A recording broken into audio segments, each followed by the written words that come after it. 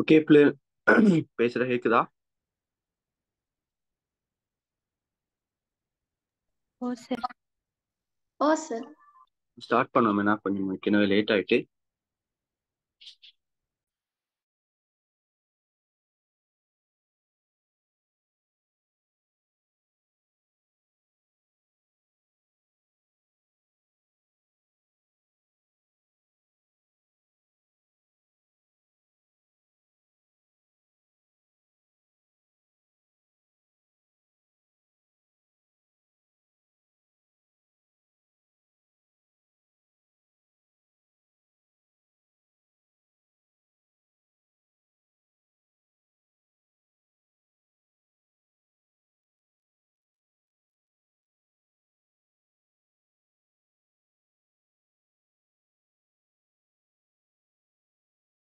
இது தொண்டமானார் பேப்பர் கொஞ்சம் கஷ்டமா தான் வரும், நல்லா படிங்கன்னு சொல்லியிருந்தேன் பிள்ளைகள்ட்ட எல்லாம். அது என்ன பிரச்சனைடா, தொண்டமானார் பேப்பர்லயே வந்துட்டு இந்த முறை. ஸோ வளமையான தொண்டமானார் பேப்பரை விட இந்த பேப்பர் கொஞ்சம் லேசி.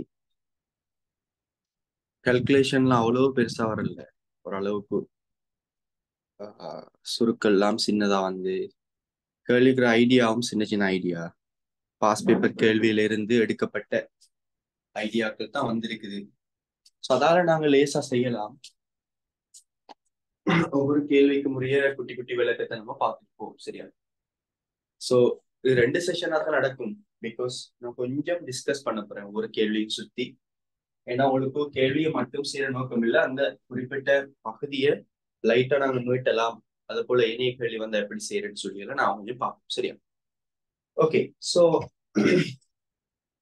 முதலாவது கேள்வி, இதுக்கு பெருசா விளக்கம் தேவைப்படாது. பின்வரும் பௌதிக கணியங்களில் ஒரு பௌதிக கணியம் மற்றைய கணியங்களிலிருந்து வேறுபட்டது. ஆன்சர்ஸை வாசிச்சீங்கன்னா வேகம், கதி, வேலை, வலு, சக்தி. ஸோ உடனடியாக உங்களுக்கு மைண்டுக்கு படும். கதி, வேலை, வலு, சக்தி ஆகியவை எண்ணிக்கணியங்கள், வேகம் மட்டும் காவிக்கணியம். ஸோ வேறுபடுறது வேகம் மட்டும். ஓகே. ஏனே விதமாக நீங்க யோசிச்சு பார்த்தா ஒரு தனிக்கணியத்தை மற்றைய கணியங்கள் இருந்து வேறு பிரித்தறியலாம், சரியா? வேறு பிரித்தறியக்கூடிய ஒரே ஒரு விஷயம் காவி எண்ணின்னு தான். வேகம் காவியாக வரும், சரியா? சோ முதலாவதுக்கு சரியான ஆன்சர் முதலாவது. ஸ்கீம் ஆன்சர் சில நேரம் பிள்ளையும் இருந்துச்சு. ஓகே, நான் வரக்குள்ள சொல்றேன். 2வது கேள்வியை பாருங்க. ஒரு நுண்மானி திருகு கணிச்சியின் இழிவெண்ணிக்கை 0.01 மில்லிமீட்டர் ஆகும். பூச்சிய வலு அருகே உள்ள உருவில் காட்டப்பட்டுள்ளது. இத்திருக்கணிச்சியை பயன்படுத்தி ஒரு கம்பியின் விட்டத்தை அளந்த போது 3.62 மில்லிமீட்டர் என காட்டியது. கம்பியின் ஆரை. சோ ஆரை அப்படின்னு கேட்டா உண்மையான ஆரையை கேக்குறாங்க.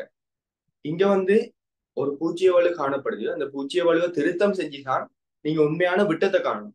உண்மையான விட்டத்தை வச்சுதான் நீங்க என்ன செய்யணும்டா, உண்மையான ஆரையை காணணும். சோ இதுல எப்படி இதுல பூச்சிய வலுவை காணுன்னு சொல்லி உங்களுக்கு சொல்லித்தாரேன், சரியா? சோ உண்மான திரு கணிச்சியில இப்படி உங்களுக்கு பிரதான அளவிடை காணப்படுற, சரியா? சில பிள்ளைகள் அந்த பிரதான அளவுடைய குறி தெரியுதா இல்லையான்றதை வச்சு செய்யற. ஆனா அப்படி செய்யக்கூடாது, சரியா? பாருங்க, இந்த படத்துல பிரதான அளவுடைய குறி தரல உங்களுக்கு. சில பிள்ளைகள் நினைக்கிற பிரதான அளவுடைய குறி விளங்குனா அது நேர் பூச்சிய வலு, அந்த பூச்சிய குறி விளங்காட்டி அது மறை பூச்சிய வலுண்டு. ஆனா அப்படி இல்லை. இப்படி சில நேரம் குறிய தராம கேள்வி தருவாங்க. இங்க குறி விளங்குது இல்லை அப்படின்னு சொல்லி நீங்க மறை பூச்சிய வலுன்னு எடுக்கலாம், சரியா? அந்த மெத்தட்லாம் யூஸ் பண்ணாதீங்க. நீங்க யூஸ் பண்ண வேண்டியது என்னன்னு சொன்னா ஸ்டாண்டர்ட் மெத்தட். இதான் நம்மளோட வட்ட அளவடியாக இருக்க போகுது. சிலர் வட்ட வேர்னியர்னு சொல்லுவாங்க, சரியா?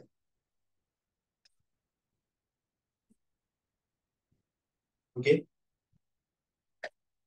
மார்க் எடுத்துக்கலாம்.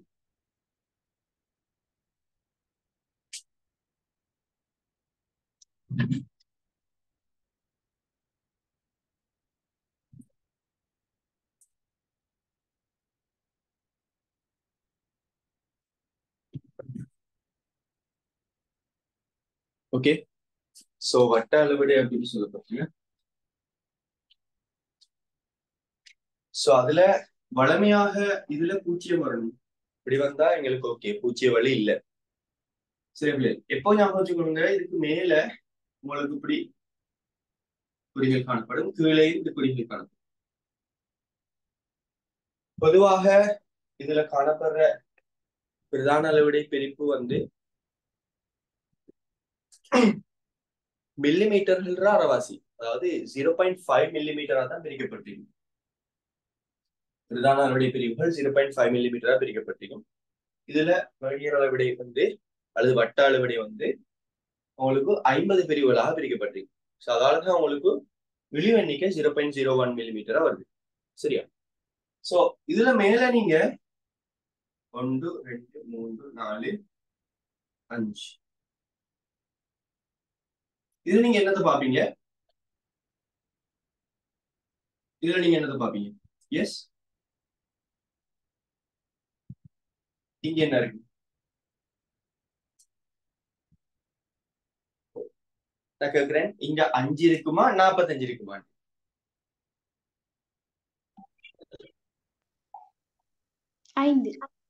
5 இருக்கு. பிகாஸ் நீங்க வந்து சுழற்றது எப்படின்னு சொன்னா, ஒரு ஒரு பொருளை வச்சுட்டு நீங்க அளக்க போறீங்கன்னு சொன்னா, நாங்க வந்து எங்கட கதிர் போல எங்கட பக்கம் தான் அசைக்கணும். சரி, திருக நாங்க இப்படித்தான் சுத்த போறோம். சரியா? நீங்க யோசிச்சு பாருங்க, ஒரு போத்தல் மூடிய நீங்க பூட்டுன்னு அப்படி போட்டுவீங்க, கலட்டுன்னு சொன்னா இப்படி காட்டுவீங்க. சோ இதை நம்ம பின்னுக்கு அசைக்கிறதுக்கு இப்படித்தான் சுழற்ற போறோம். சோ அப்படி சுழற்றும் போதுதான் நாங்க அந்த பொருளை வச்சு வாசிப்படுக்க போறோம். சோ அப்படி சுழற்றும் போதுதான் அது 1 2 3 4ன்னு சொல்லி கூடிட்டு வரும். அப்போ 0ல இருந்து இங்கெல்லாம் கூடி வரும். இது 5 இருக்கும், கீழே குறைஞ்சி வரும். அதாவது முழு சுத்துனா தான் 50. இது கீழே இருக்கிறது 45. ஓகே, சோ இது 46 47 48 49 0 போறக்குள்ள ஒரு 50 பூர்த்தி செய்யப்படும். சரியா? நீங்க கவனிக்கணும் என்னத்தன்னு சொன்னா, இந்த நுண்மானி திருகு கணிச்சு பூச்சிய வழி சந்தர்ப்பத்தை பார்க்கக்குள்ள இஞ்சல சுற்றப்பட்டிருக்கா அல்லது இஞ்சல சுற்றப்பட்டிருக்கான்னு. ஓகே, இஞ்சல சுற்றப்பட்டா உங்களோட மைக்ஸை மியூட் பண்ணிக்கொள்ளுங்க. இஞ்சல சுற்றப்பட்டா என்ன நடக்கும்டா, உங்களுக்கு இப்படி விளங்கும். இது எங்களோட பிரதான அளவடையாக இருக்க 0 கீழே வந்திருப்பாங்க. அங்கல இப்ப இந்த படத்தில் உள்ளத்தையும் நான் கீழே 0 கீழே வந்திருக்கா. 1 2 3 4 இது 5. சோ இந்த 2ஆம் பிரிவு பொருந்தி காணப்படுது. சோ எங்களை பக்கம் இது சுற்றப்பட்டிருக்கு கீழே இப்படி சுற்றப்பட்டிருக்கு. சோ உங்களுக்கு விளங்கணும், ஏற்கனவே கொஞ்சம் ஜெல் அசைஞ்சிட்டு, பொருளை வைக்க முன்னாலேயே கொஞ்சம் ஜெல பக்கம் அசைஞ்சிட்டு அப்படின்னு சொன்னா, இந்த வாசிப்பு அங்க எப்பவுமே ஒரு மேலதிக வாசிப்பா வரப்போகுது. இதை நாங்க உண்மையான பெருமானம் காண்ற சந்தர்ப்பத்துல கழிக்கணும். ஏன்னா இங்க 0ல இருந்து ஆரம்பிக்காது, 0.02ல இருந்து ஆரம்பிக்கும். ஒரு 3 4 5 சொல்லி அப்படித்தான் போக போகுது. சோ இறுதி வாசிப்புல இருந்து எப்பவுமே 2 மிகைப்படுத்தி காட்டப்படும். ஏன்னா ஆல்ரெடி அது இஞ்சல பக்கம் திரும்பி காணப்படுது. சரியா? சோ அப்படித்தான் யோசிக்கிறேன். அதுதான் நான் சொல்றது நேர்பூச்சிய வழி அப்படின்னு சொல்லி. நேர்பூச்சிய வழி. சோ இங்க நேர்பூச்சிய வழி என்னன்னு சொன்னா +0.2வது பிரிவு பொருந்தது. சோ இழிவெண்ணிக்கையோட அந்த 2ஆம் பிரிவு பொருந்தினா தான் வாசிப்பு வரும். சோ 0.02 மில்லிமீட்டர் தான் இங்க என்ன நேர்பூச்சிய வலு, அது கழிக்கப்பட வேண்டும். அதுக்கு ஒரு விளக்கம் என்னன்னா, ஏற்கனவே இஞ்சல பக்கம் சுத்தி காணப்படுது. அதை நம்ம இன்னும் சுத்தும் போது இது எக்ஸ்ட்ராவா தான் வரும் இப்போ. ஓகே, மேல சுத்தப்பட்டுட்டு அப்படின்னு சொன்னா எப்படி இருக்கும்டா,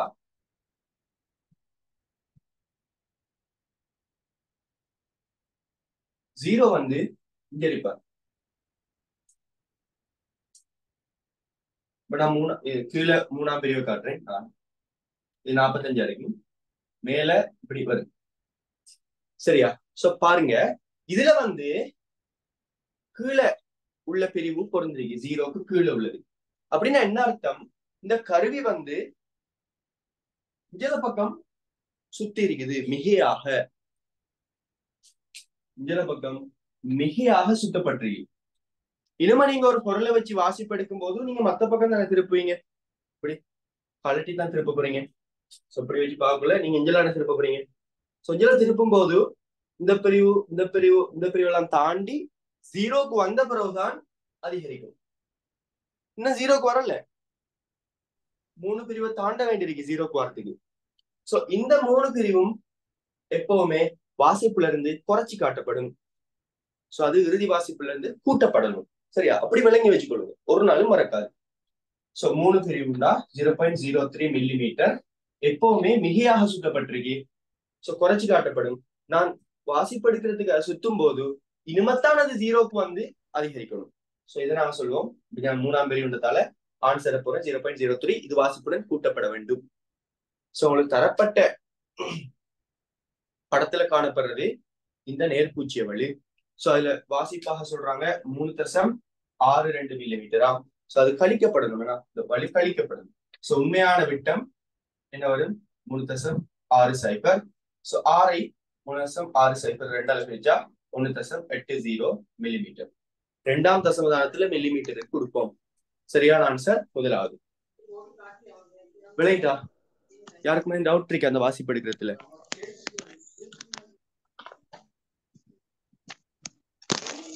FWC பேப்பரை குரூப்ல போடவா? யாராச்சும் ஒரு நாள் குயிக்கா போட இல்ல FWC பேப்பரை குரூப்ல? யார்ட்டையும் PDF இருக்கா பிள்ளைகள் இப்போ? ஓகே, குயிக்கா நம்ம டெஸ்லா குரூப்ல போட்டுடுறீங்களா? டெஸ்லா குரூப்ல உள்ளால் தானே நீங்க?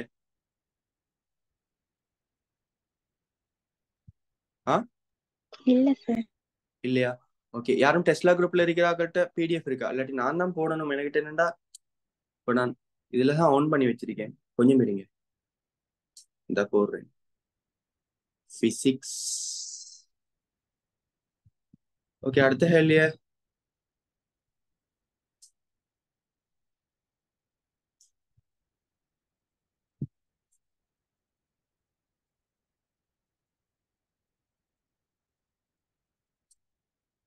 டுவெண்ட்டி பேட்ச் குரூப்ல போடுறேன்.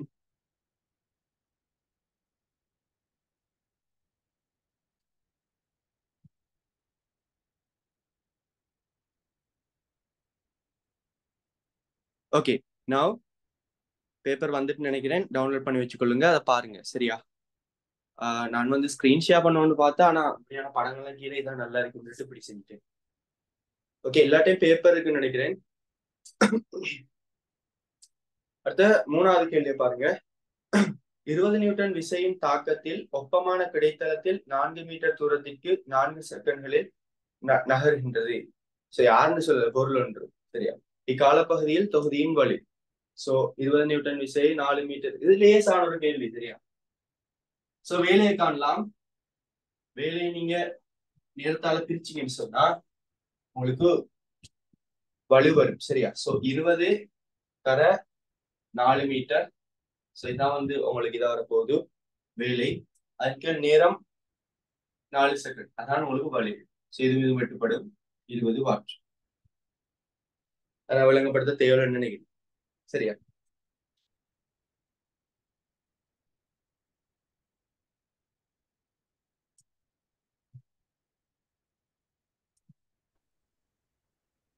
ஓகே,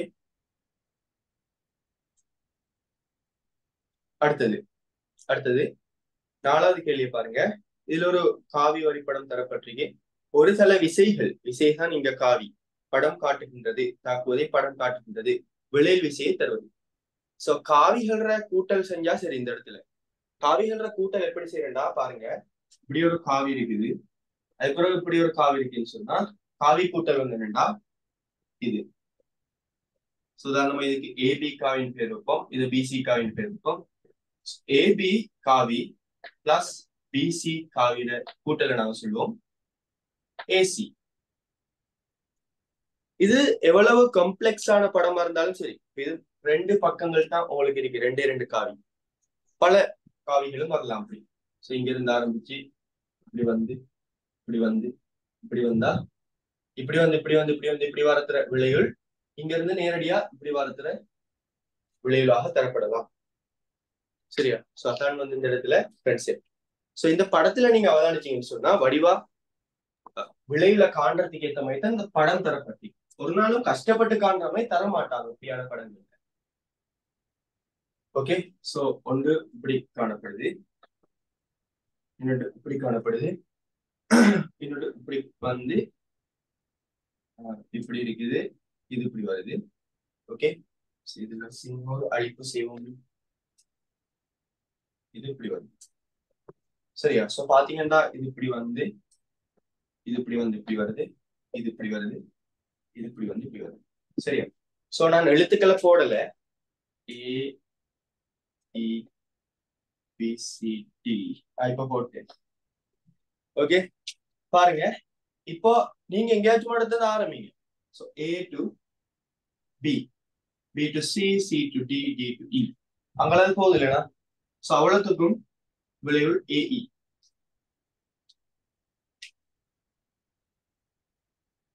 ஓகே, அவ்வளவுக்கும் விளைவு ஏஇ. இது இது இது இதுக்கெல்லாம் பார்த்தாச்சு. திரும்ப A to C, C to E, அதுக்கும் ஏஇ வரும். இதுக்கு சேர்த்து இன்னொரு ஏஇ. இப்படி வந்து இப்படி போகுது, அதுக்கு இன்னொரு A E, A F plus F E A E. So மொத்தமா 1 2 3 தரம் ஏஇ வருது. சோ சரியான ஆன்சர் 3 ஏஇ. அப்படிதான் காவிக்கு விளைவுல சொல்றது. ஆரம்பிக்கிறாங்க முடிகிற இடம் வரைக்கும் ஒரு தனி கோடு அதுல விளைவுல தரும். சரியா? சோ சரியான ஆன்சர் வந்து 3வது. யாருக்கு மாதிரி டவுட்ஸ் இருக்கு இதுல?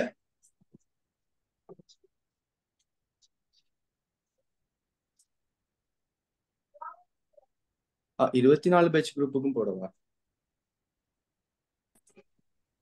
கொஞ்சம் இருங்க, பிள்ளைகள் பேப்பர்ல அமைக்குது.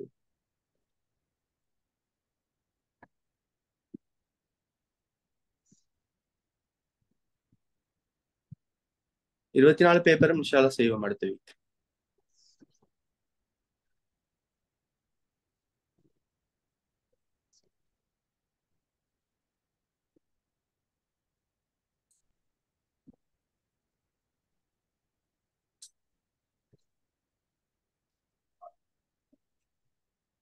வெயிட்,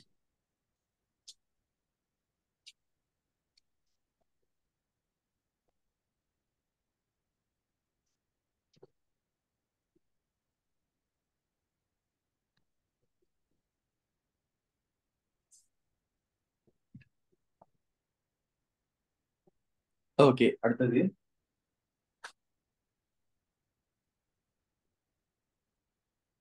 பின்வரும் முறைமைகளில் வேலையின் அழகு எழுதப்பட்டுள்ளது எனில் அவ்வழகின் சரியான விதம். சொப்பான் 24/6 பட்சிக்கு இதை படிப்பிக்கிறோம். வேலையின் அழகு, வேலைக்கு நிறைய அழகுகள் வரும். சோ சரியான விதம் அல்லது விதங்கள் கேட்டிருக்காங்க. சோ ஏ ஜூல் எழுதலாம் வேலையின் அழகு. நியூட்டன் மீட்டர், நியூட்டன் மீட்டரும் சரி. விசைத்தர அசைந்த தூரம் நியூட்டன் மீட்டர் சொல்லி விசைத்தர தூரம், விசைக்கு நியூட்டன், தூரத்துக்கு மீட்டர், நியூட்டன் மீட்டர். சரி, அதை எஸ்ஐ அளவுக்கு மாத்தி பாருங்க. ஸோ வந்து ஜூல், இன்னொன்று நியூட்டன் மீட்டர் தெரியும். நியூட்டனுக்கு கிலோகிராம் மீட்டர் செகண்ட் -2 போட்டு பாத்தீங்கன்னா அதை மீட்டர் அளவுக்குள்ள கிலோகிராம் மீட்டர் ஸ்கேட் செகண்ட் -2 வரும். ஸோ அது உங்களுக்கு சி ஆன்சர்ல தரப்படுது. சரி, அப்புறம் D kilogram metre squared divided by second squared, அதுவும் சரிதான்.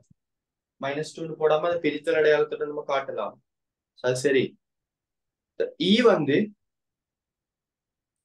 பஸ்கால் மீட்டர் கணம்.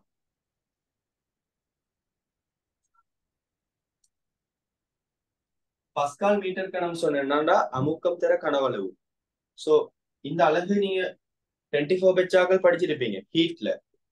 ஹீட்ல நாம படிப்போம். ஒரு குறித்த வாயு வந்து இப்படி ஒரு வாயு இருக்குன்னு, ஒரு வாயு இப்படி இருக்கு. இது ஒரு முசலம். முசலம்னு சொன்னா பிஸ்டன். நாங்க பைசிக்கிள் பம்ப்ல வச்சிருக்கோம், அது ஒரு வகையான முசலம். பிரேக்ல இருக்கிறது முசலம்.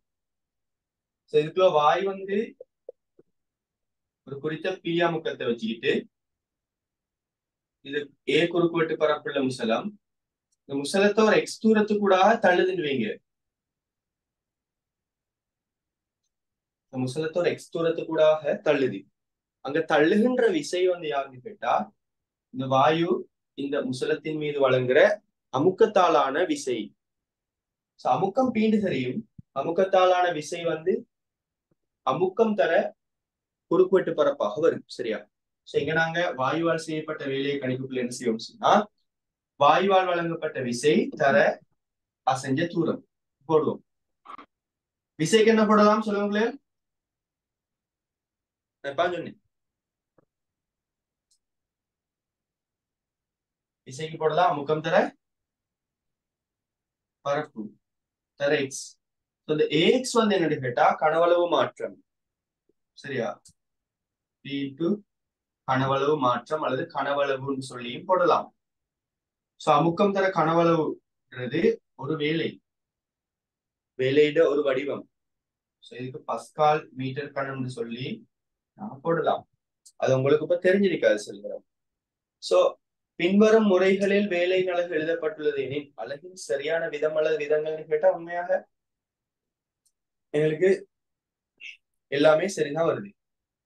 ஆனா ஸ்கீம்ல நினைக்கிறேன் ACD மாத்திரம் கொடுக்கப்பட்டிருக்கின்றது. எனக்கு இந்த வளர்ச்சியில் எப்படி கொடுத்தாங்க நியூட்டன் மீட்டரை விட்டுட்டது. சரியா? சோ நாங்க வந்து எல்லாம் சரின்றதை தான் ஆன்சரா கொடுக்குறோம். அலகுகளுக்கு இடையில இடைவெளி விடணும், அதால அது ரொம்ப தந்தீதா. எதுக்கு இடைவெளி விடல? நியூட்டன் மீட்டர் இடையில இடைவெளி, பெஸ்கல் மீட்டர் கணத்துக்கு இடையில இடைவெளியா? இடைவெளி எல்லாம் பொதுவாக லைக் இடைவெளிகள் நாங்க பாக்குறோம் இல்லையா? அது இருக்குத்தான். அதாவது ஒரு அலகுல வார இடைவெளியை விட இன்னொரு கணியத்துக்கும் அந்த அலகுக்கும் இடையில வார இடைவெளி பெருசா இருக்கணும். பஸ்கால் மீட்டர் கணத்துக்கு இடைவெளி வந்து கொஞ்சம் பெருசா வரும். ஆனா நீங்க கம்ப்யூட்டர்ல டைப் பண்ணக்குள்ள நீங்க ஸ்பேஸ் அடிச்சு டைப் பண்றல, அது நீங்க பிசிக்ஸ் பேப்பர்ல சும்மா எடுத்து பாருங்க, பெரும்பாலும் அந்த டிஃபரன்ஸ் நீங்க காண மாட்டீங்க. ஓகே, பெரும்பாலும் அந்த டிஃபரன்ஸை காணல. பிகாஸ் நம்மளே எழுத மாட்டோம் அப்படி. கம்ப்யூட்டர்ல ஸ்பேஸ் தட்டினா ஸ்பேஸ் கூட வந்துடும். அதுக்குண்டு கவனிச்சு ஸ்பேஸ் எல்லாம் தட்டுறல. சோ அப்படியான கேள்விகள் ஃபைனலுக்கு வரல. பிகாஸ் இதுவரைக்கும் வரல. பிகாஸ் அந்த விஷயங்கள்லாம் கவனிக்கிற குறவு நம்மளே. சரியா? கேபிட்டல் ஸ்மால் கவனிப்போம், அது கட்டாயம். இடைவெளிகள் கவனிக்கிற குறைவு. பாத்தீங்கன்னா நியூட்டன் மீட்டருக்கு இடையில நீங்க என்ன சொல்றீங்க, இடைவெளி போதாதா அப்படியா?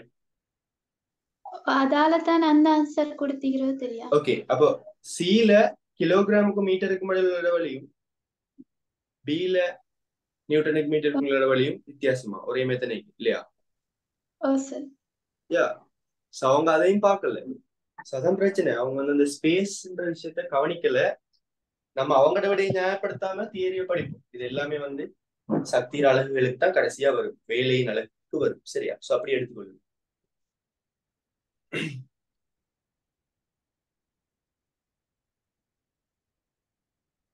ஓகே, சரி.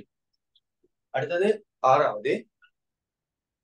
ஒரு கம்பியொன்றின் விட்டத்தினை 0.01 மில்லிமீட்டர் விளிவெண்ணிக்கையுடைய பூச்சியவலு அற்ற திருகாணி நுண்மானியால் அளந்த போது அதன் வாசிப்பு 22.58 மில்லிமீட்டர் ஆகும். இக்கம்பியினை 0.1 மில்லிமீட்டர் வெளிவெண்ணிக்கையுடைய வேர்னியர் அடுக்குமானியை பயன்படுத்தி அளந்த போது வாசிப்பு 2.29 மில்லிமீட்டர் ஆக இருந்தது. பின்வரும் கூற்றுக்களில் எது சரியானது? சோ வேர்னியர் அடுக்குமானியின் பூச்சியவலு சொல்லிட்டு அது வாசிப்புல இருந்து கழிக்கப்படணுமா கூட்டப்படணுமா சொல்லி கூற்றுக்கள் தராங்க. சரியா? சோ திருகாணி நுண்மானின்னா நுண்மானி திருக்கணிக்கு தான். அவர்ல பூச்சியவலு ஷுவரா இல்லையா? ஓகே, அவர்ல பூச்சியவலு ஷுவரா இல்லையா? சகா திருத்தமானதை விட சோ ஷுவரா எங்கட வேணி எடுக்குமானி கொலையா வாசிச்சிருக்கு. எவ்வளவு பிள்ளைன்னு சொல்லி கண்டுபிடிக்கணும். அதுதான் பூச்சிய வலுவா இருக்கு இந்த இடத்துல. சோ அப்படி நீங்க கண்டுபிடிக்கிற டைம்ல திருகாணி நுண்மானிட அந்த வாசிப்புட செம்மைத்தன்மைய வேர்னியர் அடுக்குமானிட வாசிப்புட செம்மைத்தன்மையோட ஒப்பிட போறீங்க. சோ அந்த இடத்த நீங்க கொஞ்சம் நிப்பாட்டி யோசிக்கணும். ஏண்டா திருகாணி நுண்மானிட வாசிப்பை பாருங்க, 22.58 மில்லிமீட்டர். சரியா? கொஞ்சம் இருங்க வரேன்.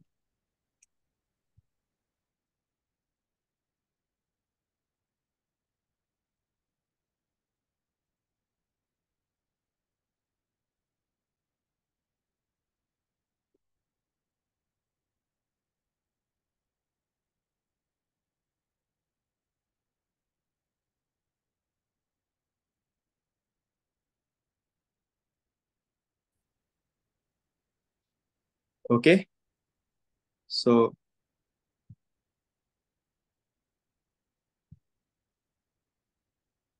ஓகே பிள்ளைகள் இதான் நுண்மானியத்திற்கு கணிச்சிட வாசிப்பு 2 வரும் மில்லிமீட்டர்ல. ஆனா எங்கட வேர்னியர் அடுக்கிய வந்து பாத்தீங்கன்னு சொன்னா வேர்னியர் அடுக்குமானி வந்து பாத்தீங்கன்னா அளவீடு 22.9 இது 1 சோ இவர பூச்சிய வலுவ நாங்க 1 அளக்கணும். இவர்ல இருந்து கழிச்சு நேரடியா 2 கொடுக்கலாம். சாதாரண என்ன செய்யணும்னா முதலாவது இவரை வேர்னியர் அடுக்குமானியில சரியா வாசிப்பு வந்திருந்தா எப்படி வந்திருக்கணும் மாத்தணும். அதாவது மொலாத சமதானத்துக்கு மட்டம் தட்டணும். இது மொலாத சமதானத்துக்கு மட்டம் தட்டினா என்ன வரும்? 22 இது மட்டம் தட்டினா 6 மில்லிமீட்டர். சோ உண்மையான வேர்னியர் அடுக்கு இதைத்தான் வாசிச்சிருக்கும். 5 வாசிக்காதே. என்றாவது எளிவெண்ணிக்கு 0.1 0.01 உள்ள கருவியை வாசிக்கிறது அது வாசிக்காது. என்றாவது இவ்வளவுதான் ஏழும். அப்படி வாசிப்பு எடுக்கிறது பிழை தியரட்டிக்கலா. சோ இதான் உண்மையான வேர்னியர் அடுக்குமானி வாசிப்புக்கும் பூச்சிய வலு உள்ள வேர்னியர் அடுக்குமானி வாசிப்புக்கும் இடையிலான வித்தியாசம். சோ அந்த வித்தியாசத்தை பாத்தீங்கன்னா இதுல கழிச்சா 0.3 மில்லிமீட்டர் வருது, கூடி வருது. சோ அது வாசிப்புல இருந்து கழிக்கப்படணும். சோ பூச்சிய வலு 0.3 மில்லிமீட்டர்ஸ் வாசிப்புல இருந்து கழிக்கப்படணும். அப்பதான் உண்மையான வாசிப்பு வரும். சோ சரியான ஆன்சர் வந்து 4வது. சரியா? அதாவது நாங்க என்ன செய்யறோம்? திருத்தமான வாசிப்பை வேர்னியர் அடுக்குமானிக்கு எடுக்கிறோம். மொலாந்த சமதானத்துக்கு மட்டம் தட்டி. ஏன்னா நுண்மானியத்திற்கு கணிச்சிக்கு செம்ம கூடு அதை நம்ம வேர்னியர் அடுக்குமானிக்கு கொடுக்கலாம். சோ வேர்னியர் அடுக்குமானிக்கு வந்தா உண்மையாக எவ்வளவு வரும் மட்டம் தட்டி எடுக்கிறோம். வேர்னியர் அடுக்குமானியோட பொய்யான வாசிப்புக்கும் அதுக்கு முடியாத வித்தியாசத்தை பாக்குறோம். அதை வச்சு பூச்சி எவ்வளவு கணிக்கிறோம். சரியா? சோ இதுதான் இதுக்குரிய சரியான மெத்தட். 4வது ஆன்சர். யாருக்குமே ஏதாவது கேள்விகள் இருக்கா?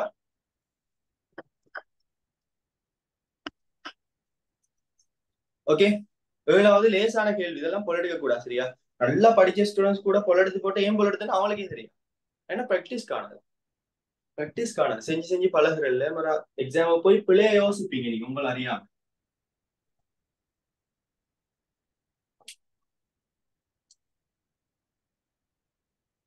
சோ VT கிராஃப் தரப்பட்டிருக்கு இப்படி. சோ இது நேரத்துடன் மியூட் பண்ணிக்கொள்ளுங்க உங்களோட மைக்ஸ. நேரத்துடன் பொருளின் வேகம் v இன் மாறல் உருவில் காணப்படுகின்றது. நேரம் t உடன் பொருளின் இடப்பெயர்ச்சி s இன் மாறலை மிகச்சிறந்த விதத்தில் வகை குறிப்பது. சோ ST கிராஃப் போட்டப்போ கேக்குறேன்.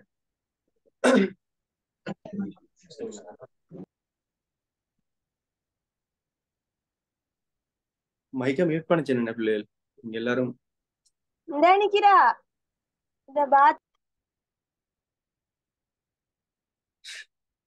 ஓகே சோ ST கிராஃப் இதுல வந்து நீங்க விளங்கி வச்சிருக்க வேண்டிய கான்செப்ட் இதுல வேகம் இதுல படித்திறன். இடப்பெயர்ச்சி நேர வரைபட படித்திறனாக இந்த வேகத்தை நம்ம கதப்போம். இங்க வேகம் குறைஞ்சி வந்து 0 ஆகுனா நாம சொல்லுவோம் இந்த இடப்பெயர்ச்சி நேர வரைபட படித்திறன்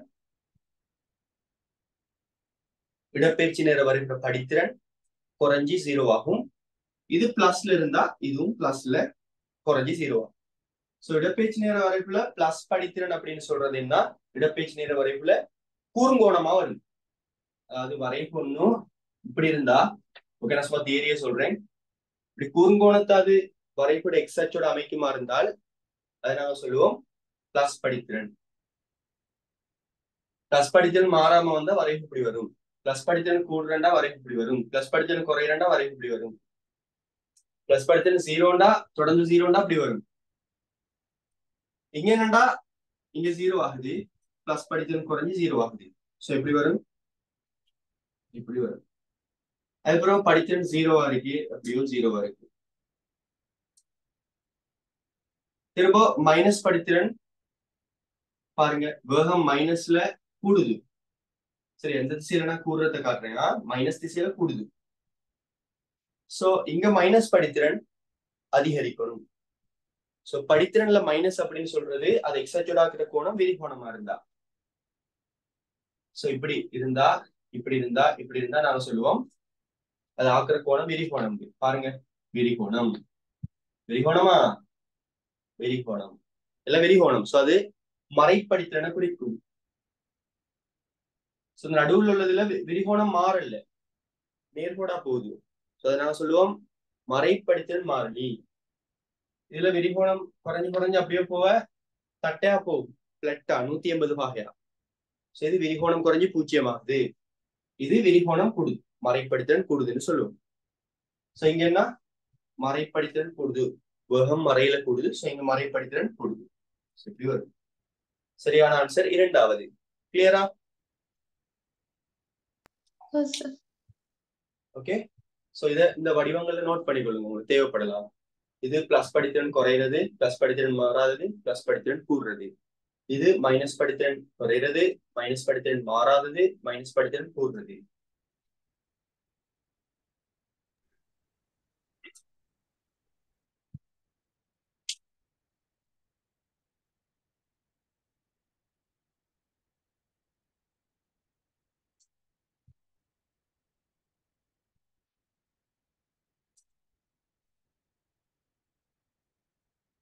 ஓகே. எட்டாவதுக்கு ஸ்கீம்ல என்ன ஆன்சர் கொடுத்திருக்கு? First answer. First answer.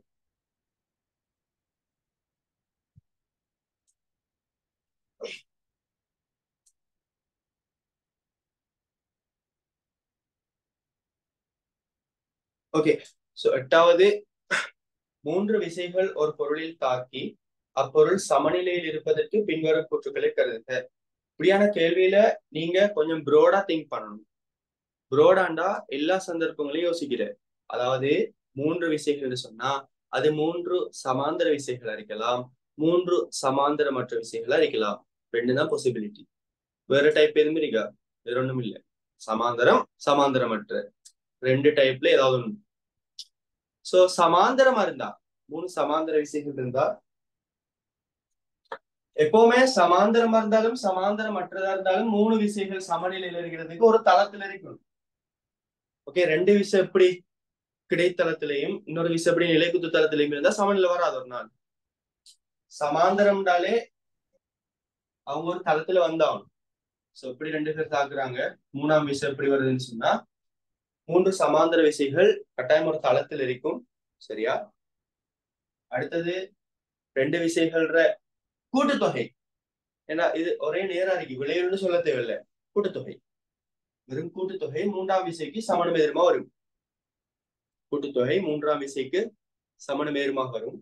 அப்படி வந்தா திருப்பம் ஆட்டோமேட்டிக்கா 0 வரும். சரியா? திருப்பம் ஆட்டோமேட்டிக்கா 0 வரும் 3 விசைகளா இருந்தா. 2 விசையா இருந்தா கட்டாயம் திருப்பத்தை சொல்லணும், மெயின்டா விசை இணை வரலாம், சமணம் எதிர்மா இருக்கும், ஆனா விசை இணை வரும். ஆனா 3 விசைக்கு, ஓகே, 3 விசைக்கு 2 விசைகள் விளைவு 3ஆம் விசைக்கு சமணம் எதிர்மா இருந்தா, அதாவது விளைவில் இப்படி நடுவுல வரணும், ஆட்டோமேட்டிக்கா 2 முறை தாக்க கோட்டுல வந்துடும், விசை இணை வராது. சரியா? இரு விசைகின்ற விளைவுள் 3ஆம் விசைக்கு சமணம் எதிர்மா இருந்தா ஆட்டோமேட்டிக்கா இணை 0 ஆகும். அதான் 3 விசைகள் சமநிலைக்கு ஸ்பெஷலா நம்ம திருப்பத்தை சொல்றல. ஓகே. சோ அதெல்லாம் ஒரு புறம் இருக்க, சமாந்தர விசைக்குரிய நிபந்தனை தான் ஒரு தளத்துல இருக்கணும், 2 விசைகள் விளைவில் 3ஆம் விசைக்கு சமணம் எதிர்மா இருக்கணும். சோ விளைவுன்னு சொல்றதும் ஜஸ்ட் கூட்டுத்தொகையா தான் இருக்க போகுது. சரியா? அடுத்தது 3 சமாந்தரமற்ற விசைகள் கட்டாயம் ஒரு தளத்துல இருக்கணும், அவை ஒரு புள்ளியில சந்திக்கணும். ஒரு தளத்துல இருக்கணும், ஒரு புள்ளியில சந்திக்கணும். 3வது, இரு விசைகள் விளைவு 3ஆம் விசைக்கு சமணம் எதிருமாக இருக்கணும். இங்க கூட்டுத்தொகைன்னு சொல்லலாம். ஏன்னா இது 2 விளைவில் கூட்டுத்தொகையா வராது, அது விசை நிகர விதிப்படி நம்ம காணணும். இரு விசைகள் விளைவுள் 3ஆம் விசைக்கு சமணம் எதிர்மா இருக்கு. சரியா? சோ இதுகள் தான் நிபந்தனை. சோ இப்ப நாங்க கூட்டுக்களை வாசிப்போம். முதலாவது, அவற்றின் தாக்கக்கோடுகள் ஒரு புள்ளியில் சந்திக்க வேண்டும். அப்படி சொல்லலாம். சமாந்தர விசைக்கு சந்திக்காதே, ஆனா சமநிலை வரும் தானே, அதுவும் 3 விசை தானே. சோ சந்திக்க வேண்டும்னு சொல்லலாம். சமாந்தரமற்ற விசைக்கு இந்த கூற்று தந்திருந்தா அந்த கூற்று சரி.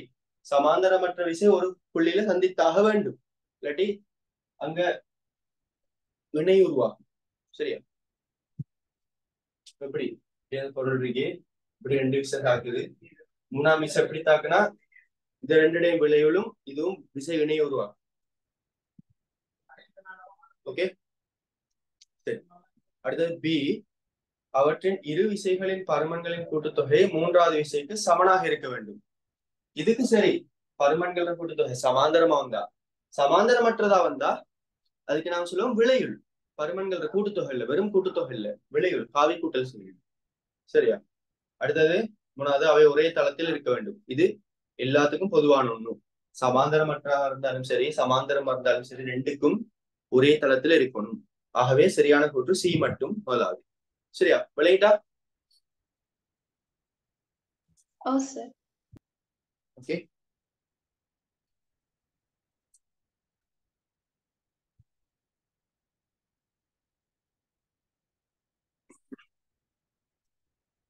அடுத்து 9வது கேள்வி.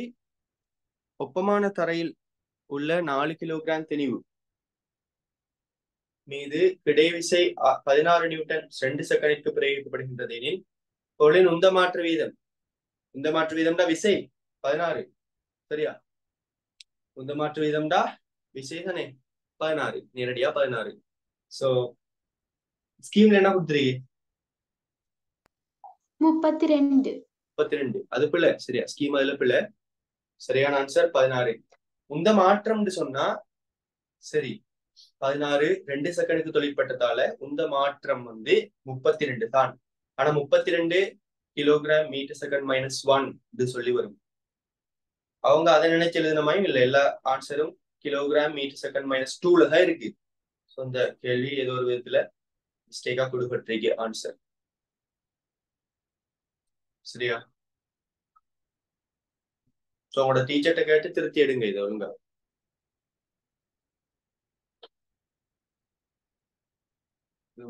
மார்க்ஸை பெற்றுக்கொள்ளுங்க.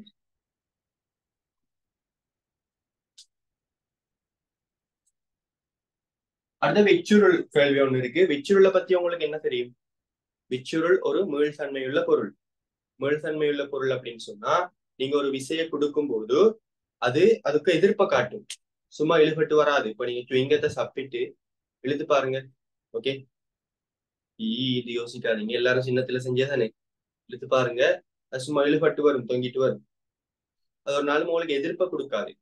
ஆனா இதே விஷயத்த நீங்க ஒரு ரப்பர் பேண்ட்ல செஞ்சீங்கன்னா, ரப்பர் பேண்ட் இழுத்தா அது உங்களை இழுக்கும். சோ அது ஒரு எதிர்ப்பை கொடுக்கும். அடுத்த ஒரு விசையை கொடுக்கும் போதோ அது ஒரு நீட்சி அல்லது நெருக்கலுக்கு உட்படும். அதாவது நீள மாற்றத்துக்கு உட்படும், உருமாற்றத்துக்கு உட்படும் சொல்லுவாங்க. அதுக்கப்புறம் அந்த விசைய அல்லது நெருக்கும் விசைய நம்ம நீக்கும் போது பழைய நிலைமைக்கு மீளும். அதான் ஒரு மீள்தன்மையுள்ள பொருள். விச்சுருள் தான் எங்கள்கிட்ட இருக்கிற ஒரு சிறந்த மீள்தன்மையுள்ள பொருள். நாங்க எக்ஸ்பெரிமெண்ட்டுக்கெல்லாம் யூஸ் பண்ணக்கூடிய ஒண்ணு.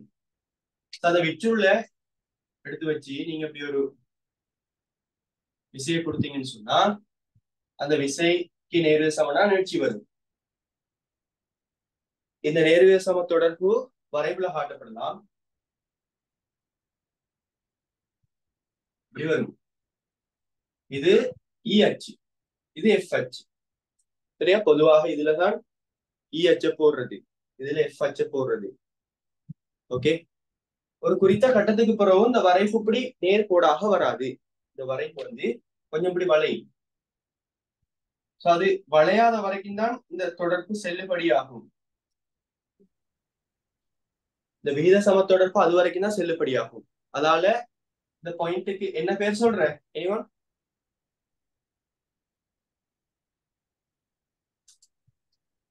விகித சம எல்லை.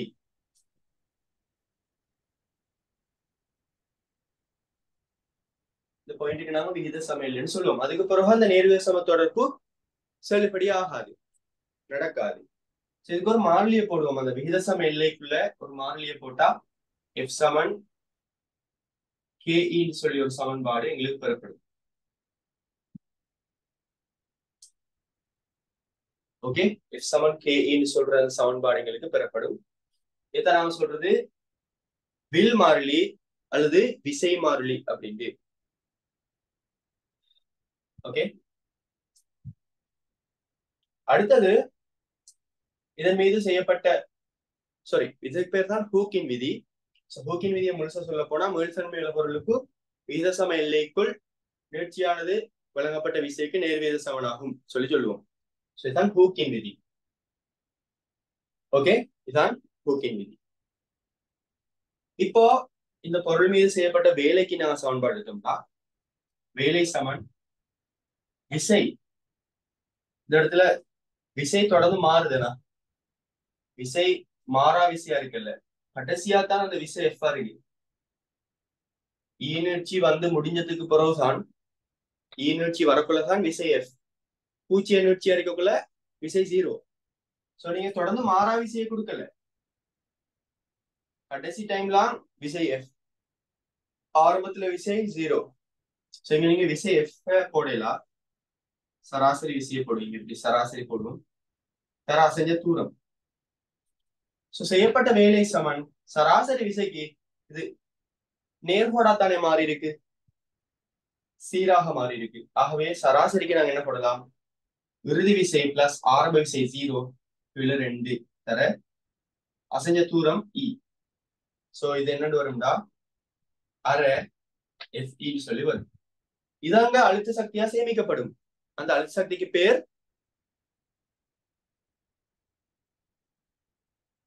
அந்த அழுத்த சக்திக்கு என்ன பேர் சொல்றேன்?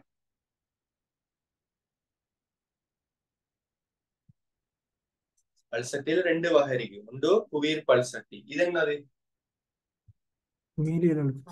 மீளியல் அழுத்த சக்தி. சோ இது மீளியல் அழுத்த சக்திக்கு சமனா இருக்கும், இபி. சரியா? இது வந்து இன்னொரு விதமா தரப்படலாம். அழுசக்தி சமன் அரை எஃப்க்கு பதிலா நாங்க KE போடலாம், ஹூக்கின் விதியில் உள்ள KE தர இ. சோ அதுல இருந்து நாம சொல்லலாம் மீளியல் சக்தி சமன் அரை KE வர்க்கம். சரியா? இவ்வளவு தான் உங்களுக்கு தெரிஞ்சிருக்க வேண்டிய சமன்பாடு. ஓகே,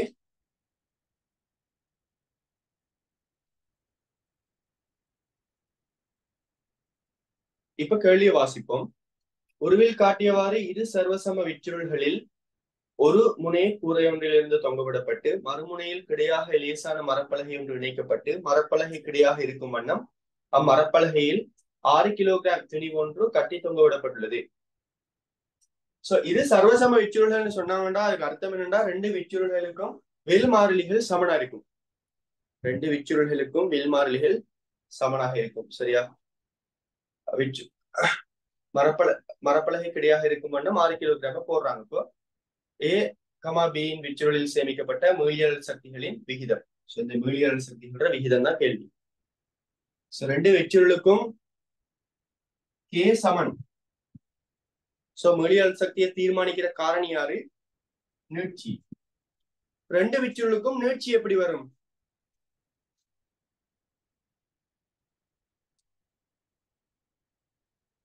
சமன். எஸ், குட், சமன். ஏன்னா அந்த 2 விச்சுருள்கள் நாங்க சொல்லுவோம் சமாந்தரமாக இணைக்கப்பட்டிருக்கு அப்படின்னு சொல்லி. பாருங்க, இதுக்கு பேர் சமாந்தர இணைப்பு. இப்படி நினைச்சா தொடர் இணைப்பு, இப்படி முனைக்கு முனை இணைச்சா தொடர் இணைப்பு, இப்படி 2ஐயும் இணைச்சிட்டு நினைச்சா இதுக்கு பேர் என்ன? சமாந்தர இணைப்பு. எழுதி கொள்ளுங்க சைட்ல, சமாந்தர இணைப்பு. சமாந்தர இணைப்பு.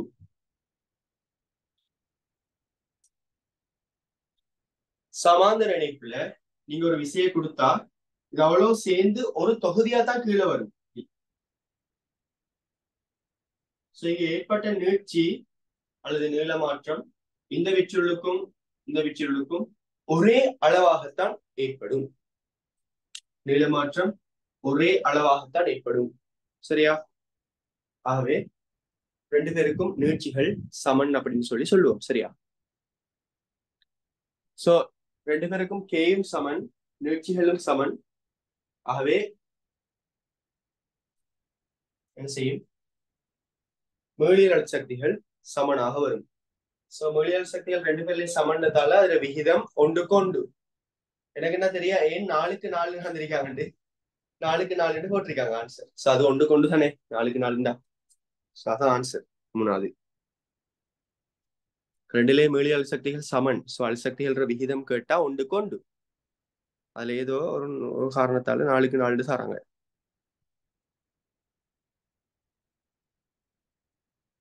சோ நாங்க சரியான ஆன்சரா தேர்ந்தெடுக்க போறோம். யார? 10வதுல 3வது. சரியா? 3வது.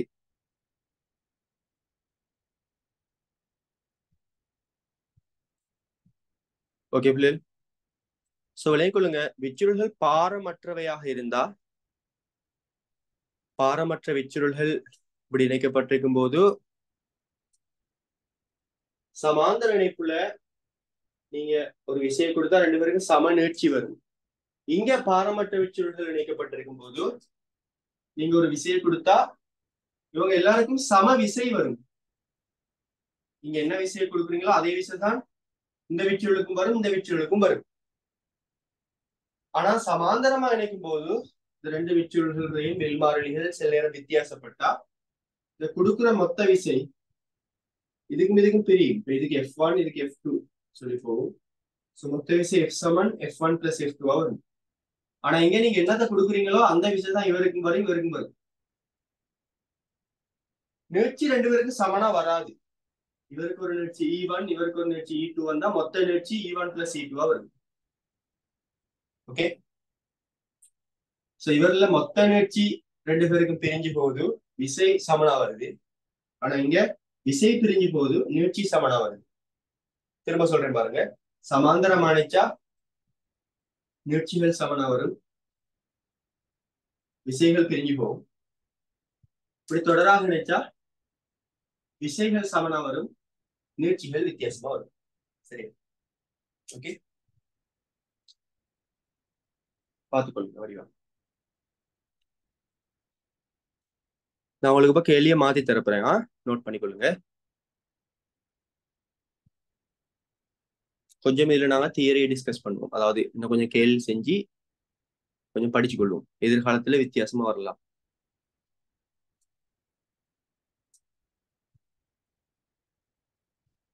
ஓகே, இங்க எழுதுறேன்.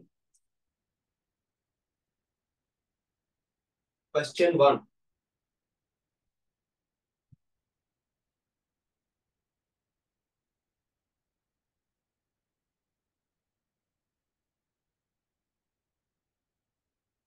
இதுல வில்மாறிலி K, இதுல வில்மாறிலி 2K. இந்த விச்சுள்ளுக்கு பேர் A, இந்த விச்சுள்ளுக்கு பேர் B. ஒரு குறித்த விசைய கொடுக்குறாங்க சமாந்தரம் இணைக்கப்பட்ட தொகுதிக்கு. உங்களோட கேள்வி என்னண்டா, ஏட மீளியல் சக்தியின் கீழ் பீட மீளியல் சக்தி. நான் அழுசக்திக்கு யூண்ட குறியீட பாய்கிறேன். ஏயின் மீளியல் அழுசக்திக்கு கீழே பியின் மீளியல் அழுசக்தி என்ன சொல்லி கேட்கிறாங்க.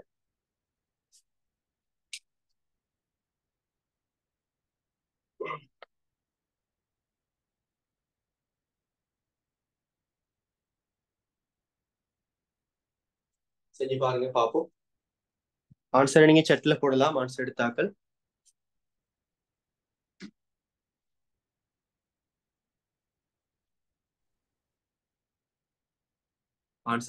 சட்ல போடலாம்.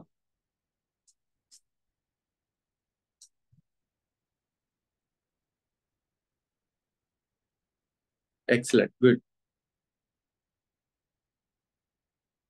ஒண்டா ஒன்று வராது, கொஞ்சம் செக் பண்ணுங்க உங்களோட ஆன்சரை. குட்.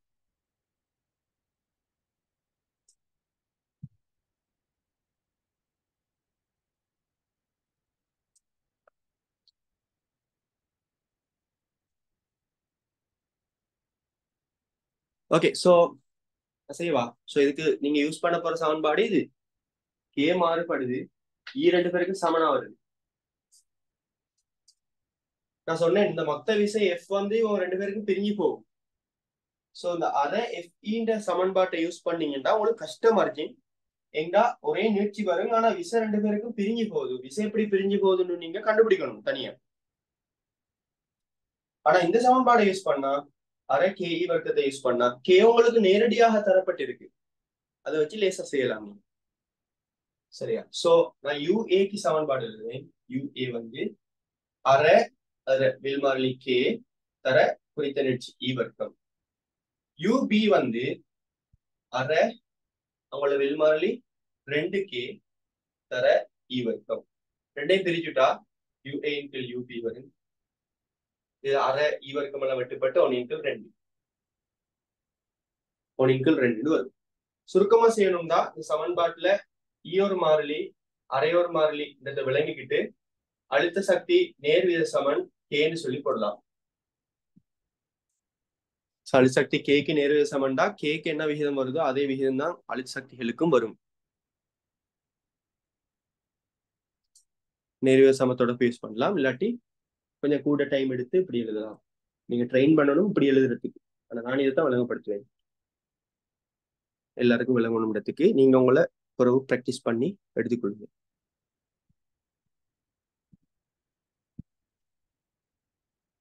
சரியா? எழுதி கொள்ளுங்க. ஒரே ஒரே ஈன்றதால அரைன்ற அந்த இலக்கமும் மாறலின்றதால அழுத்த சக்தி நேர்விகித சமன் கேண்டு வரப்போகுது.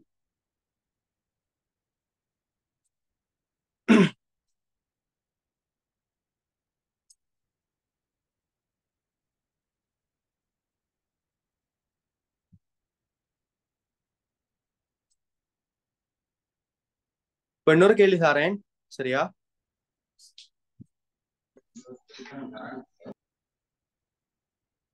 குயிக் எழுதணும். Question 2.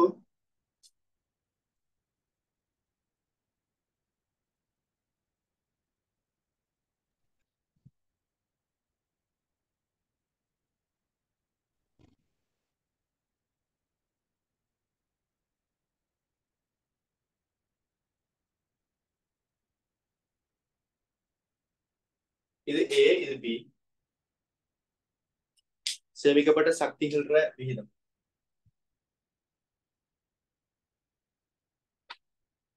UA × UB என்ன சொல்லி கேக்குறாங்க.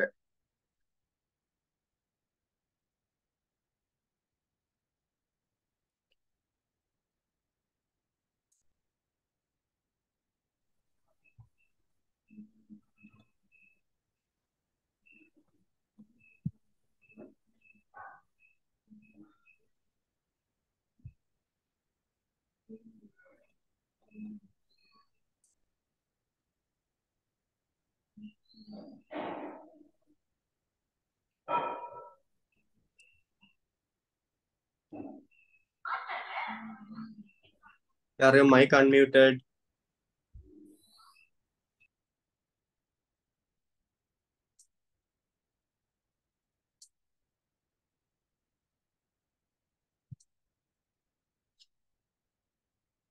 ஆன்சர்ஸ் போடுங்க. 4:9.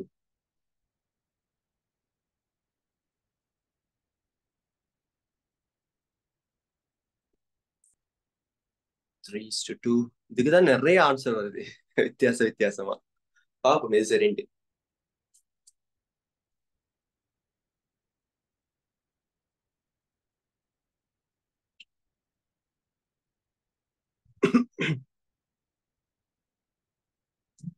பாரமற்ற விச்சுகள்லாம் எப்பவுமே பாரமற்ற விச்சுகள் தான் தருவோம்.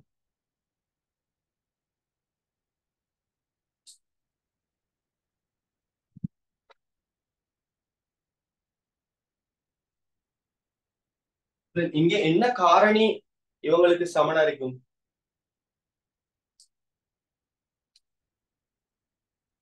ஒரு விசையை கொடுத்தா அப்படியோ நெடுக சமனா வாரது விசை. ரெண்டு பேருக்கு வேற வேற நீட்சி வருமானம், நீட்சி வித்தியாசப்படும். ஆனா நீட்சி நேரடி தரவா தரல, கேதான் நேரடி தரவா தந்திருக்காங்க. ஓகே, சோ நீங்க ரெண்டு சமன்பாடு வச்சிருக்கீங்க. ஒன்று அரை FE, இன்னொன்னு ½ KE வர்க்கம். ரெண்டு சமன்பாடு வச்சிருக்கீங்க. எந்த சமன்பாடை வச்சு செய்ய போறேன்னு சொல்லி ஒரு முடிவெடுத்தீங்கன்னா F சமனா வரும்னு உங்களுக்கு தெரியும். ஈய பத்தி நேரடியா தெரியும் உங்களுக்கு. ஏன்னா ஈய நம்ம காணணும், தனித்தனியா கண்டுதான் செய்யணும், தெரியாது. பட் இந்த சமன்பாட்டுக்கு போனா கேயும் வித்தியாசப்படும், ஈயும் வித்தியாசப்படும். அதுவும் கஷ்டம் திரும்ப. சோ நான் என்ன செய்ய போறேன்னு சொன்னா வித்தியாசமா செய்ய போறேன். அணுசக்திக்கு சமன்பாடு யூன்னு போறேன். அரை FE தானே. நான் ஒரு சமன்பாடு எடுக்க போறேன், ஈ வராத மாதிரி ஒரு சமன்பாடு. எப்படி? FA KA வச்சு எனக்கு தெரியும் F7 KE தானே. அதுல இருந்து F-க்கு தானே பிரதிட்டேன் நான் இங்க. நான் இப்ப ஈக்கு பிரதியிட போறேன். சோ E சமன் E எழுவாய் மாத்தினா F × KA. சரியா? அதை பிரதியிடுவாங்க. பிரதியிட்டா ஆகவே யூக்கு சமன்பாடு வரும்போது half f இன்டூ கே, க்கு பதிலா f இன் கீழ் கே போடலாம். சோ போட்டா u சமன் அரை f வர்க்கத்தின் கீழ் கே. சரியா? Small K. ஓகே. சோ இப்போ ஏக்கும் பிக்கும் சமன்பாடு இருந்தா நாங்க பிரிச்சுட்டா ஆன்சர் வரும். இப்போ u a Saman half f வர்க்கத்தின் கீழ் 3k,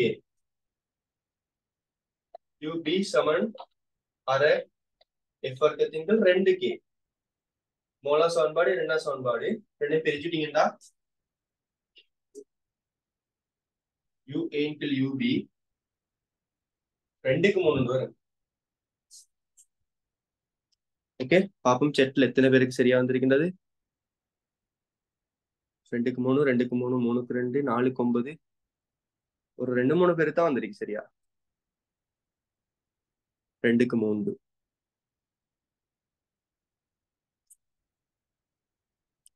நீங்க நேர்ச்சியாளர் விகிதத்தை கண்டுட்டு இதையும் யூஸ் பண்ணலாம், பிரச்சனை இல்லை. ஆனா நான் ஒரு எம்சிக்யூ ஐடியா ஒன்று தரத்துக்காக இப்படி செஞ்சிருக்கேன். நம்ம விரும்பினவே மாற்றலாம் சமன்பாடுகளை.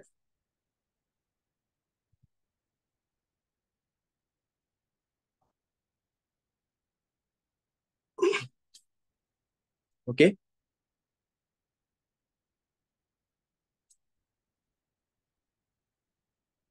ஸோ ஃபியூச்சர்ல கேள்வி வந்தா நீங்க செய்யக்கூடியதா இருக்கும். சரியா? சரி, போய் கேளுங்க.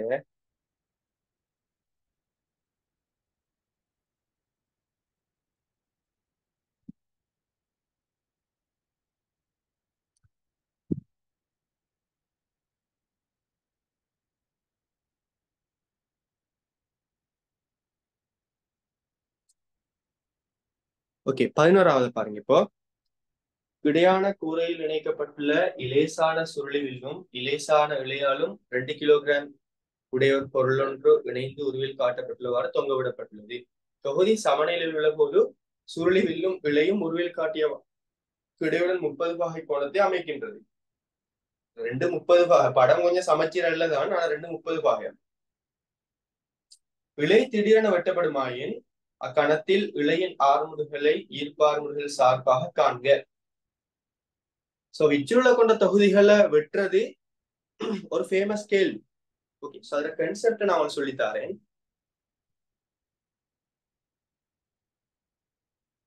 நான் சிம்பிளான ஒரு தொகுதி உங்களுக்கு எடுக்கிறேன். சரியா? சார் 10வது ஆன்சர் 3வது. ஓ, 10வது ஆன்சர் 3வது. ஒண்ணுக்கு ஒன்னு வரும். அவங்க ஏதோ ஒரு காரணத்தால் 4க்கு 4 இருந்திருக்காங்க. அது சரி. Okay sir. இப்படி ஒரு கேள்வி வந்திருக்கு பழைய.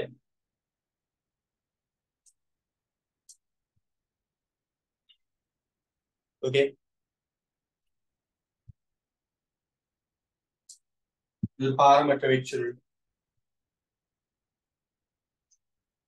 இது 2 கிலோகிராம், இது 6 கிலோகிராம். எஸ், சும்மா தாரு. இப்படி சமநிலையில் இருக்கிற இந்த தொகுதிய நான் இப்படி கரஸ்ட் வெட்டி விடுறேன். இதுல 2ஐயும் 6ஐயும் கனெக்ட் பண்ற இலையே இப்படி வெட்டி விடுறேன். அல்லது எரிக்கிறேன்னு சொல்லி தருவாங்க சில நேரம் தரவாக. ஏன் எரிக்கிறேன்டா, சடுதியாக அந்த செயல்முறை நடக்கணும்ன்றதுக்காக எரிக்கிற, பத்த வைக்கிற. சரியா? பத்த வச்சு இந்த இலை உடைஞ்ச உடனேயும் இவர ஆரம்ப ஆரம்புகள் எப்படி வரும் சொல்லி கேட்பாங்க. 2 கிலோகிராம் 6 கிலோகிராம் ஆரம்ப ஆரம்புகள் கேட்க மாட்டாங்க, என்னது ஜீனோங்களுக்கு தெரியும். 2 கிலோகிராம் ஆரம்ப ஆரம்புகளை கேட்பாங்க, அதான் விச்சுருளோட இணைக்கப்பட்டவர். சோ ட்ரை பண்ணி பாருங்க. இதை உடைச்சுட்டா அந்த 2 கிலோகிராம் ஆரம்ப ஆரம்புகள் என்ன வரும் நீங்க செட்ல போடலாம் ஒரு ஆன்சர்ஸ்.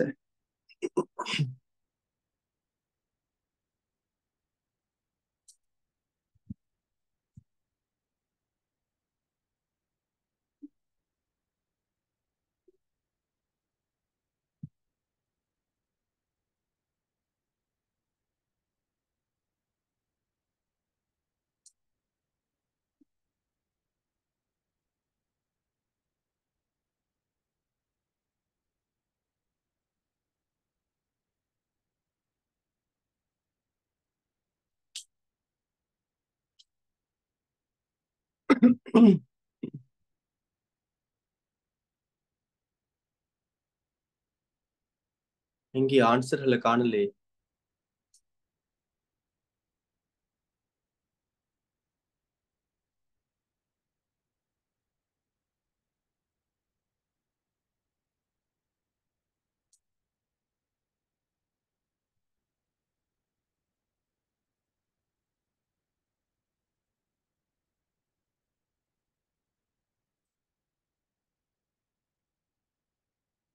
ஓகே, சோ இது எப்படி செய்யறேன்டாவில் இந்த 2 கிலோகிராமுக்கும் 6 கிலோகிராமுக்கும் தாக்குற விசைகளை குறிங்க முதலாகும். அது லேசா இருக்கு. சோ அந்த எரிக்க முன் முதலாக குறிப்போம். எரிக்க முன். சோ இந்த 2 கிலோகிராம பேலன்ஸ் பண்ண போகுது. கீழே இந்த 6 கிலோகிராம் தொங்குறதால இதன் மீது 60 நியூட்டன் வருது. இவர சொந்த நிறை 20 நியூட்டன் வரும். மேல தாங்கிறதுக்காக அந்த விலை எவ்வளவு விசை, விச்சுருள் எவ்வளவு விசையை கொடுக்கும் இழுவைய? 80 நியூட்டன். 80 நியூட்டன். எரிச்ச உடனேயும்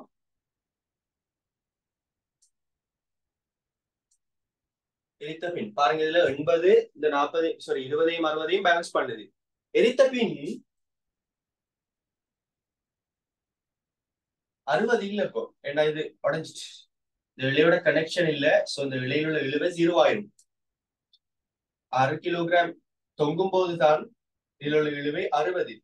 இந்த 6 கிலோகிராம் நீக்கப்பட்டால், இது எரிக்கப்பட்டால் இதுல உள்ள 60 நியூட்டன் இல்லாம போயிடும். சோ அதால இதுல இந்த 20 வரும். மேல இந்த விச்சுள்ளால வார விசை 80 அப்படியே வரும். என்று சொன்னா இந்த விச்சுள்றதுக்கு ஒரு பண்பு இருக்கு என்னன்னா, அவர் நல்ல விசையை கொடுக்கறதுக்கு நீட்சி அடைவார். 6 கிலோகிராம தொங்க போட்ட உடனேயும் நீட்சி அடைஞ்சிருப்பார். அதுக்கு ஏத்த மாதிரி திடீர்னு அதை நீக்கி விட்டீங்கன்னு சொன்னா, எடுத்த உடனே இவரில் உள்ள விசை 60ஆல குறையாது. இந்த 60 போயிட்டுனதுக்காக இந்த 80 உடனே 20ஆ மாறாது.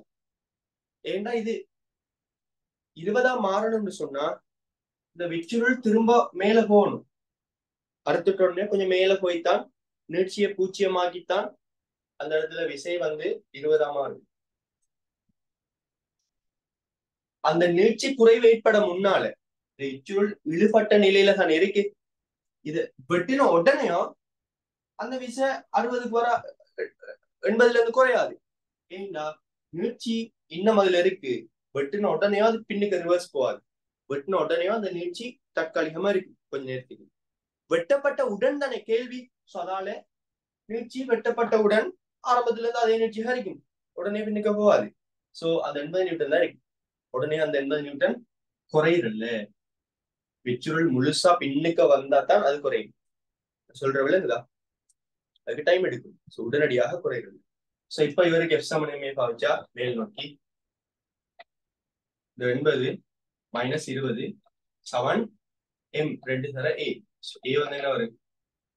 60 × 2 30 ms - 2. பெரிய ஒரு இது 30 தானே? 30 ms - 2 வரும். சரியா? 30 ms - 2 ஒரு மேல போகக்குள்ளதான், அது மேல போகக்குள்ளதான் இங்க உள்ள நீட்சி படிப்படியா குறையும். இந்த 80 படிப்படியா குறையும். குறைஞ்சி கடைசி எல்லாம் பேலன்ஸ் பண்ணி முடிய 2 கிலோகிராம் மட்டும் இதுல தொங்கும். இழுவை 20ஆ இருக்கும்.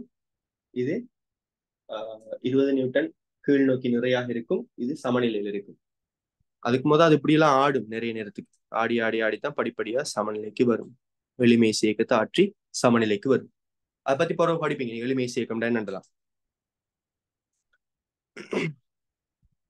24 பேச்சுக்கு விளங்கும்.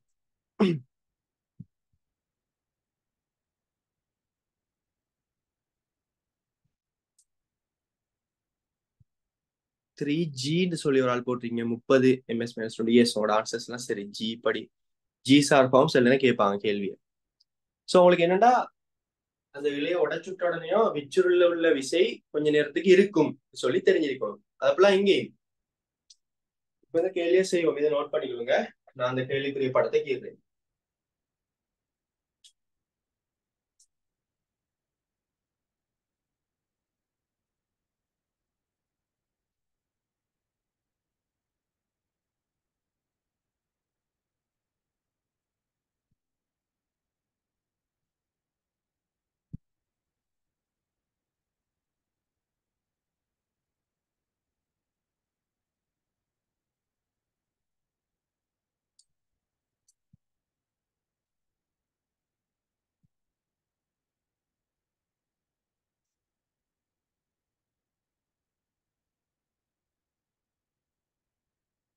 2 கிலோகிராம்னா நான் 20 நியூட்டன் போடுறேன்.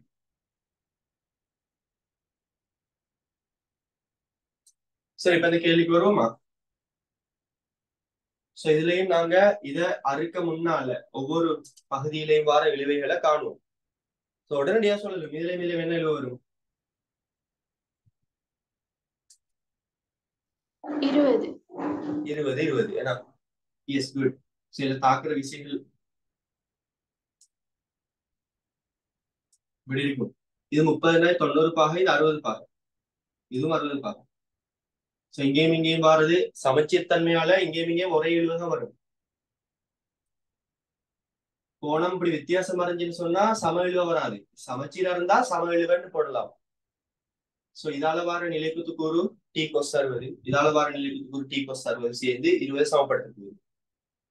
சோ 2 டி கொஸ் 60 பாகை சமன் 20. 2 டி கொஸ் 60 half 20. சோ இது வெட்டுப்பட்டா டி சமன் 20 நியூட்டன். சோ இதுவும் 20. அல்லது சிம்பிளா செய்யறா, இது நிலைக்குத்தா தானே இருக்கு. இது ரெண்டுக்கு முன்னாடி உள்ள கோணம் 120 இருந்தா மொத்தம் 360 பாக வாரத்துக்கு இது 120, இது 120 இருக்கணும். சோ உங்களோட லாமியின் தேற்றம் அது சிலபஸ்ல இல்ல, பட் சும்மா தெரிஞ்சிருக்குமா உங்களுக்கு?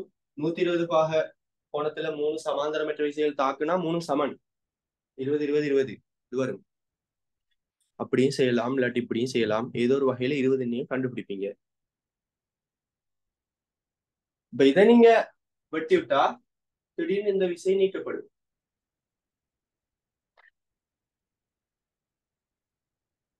இப்போ இந்த 20 தான் வரும். சோ இந்த ரெண்டாலையும் இதுல ஒரு விளைவு விசை வரும். அந்த விளைவு விசை எவ்வளவுன்னு கேட்டா அதுவும் 20 தான். ஏண்டா 3 விசைகள சமநிலைக்கு இரு விசைகள விளைவுகள் 3ஆம் விசைக்கு சமணம் எதிர்மா இருக்கணும் இல்ல. சரி, உங்க சமநிலையில இருக்கக்குள்ள இந்த 2 விசைகளையும் எடுத்தீங்கன்னா இந்த 20 இந்த 3ஆம் விசை 20க்கு சமணம் எதிர்மா இருந்திருக்கும்.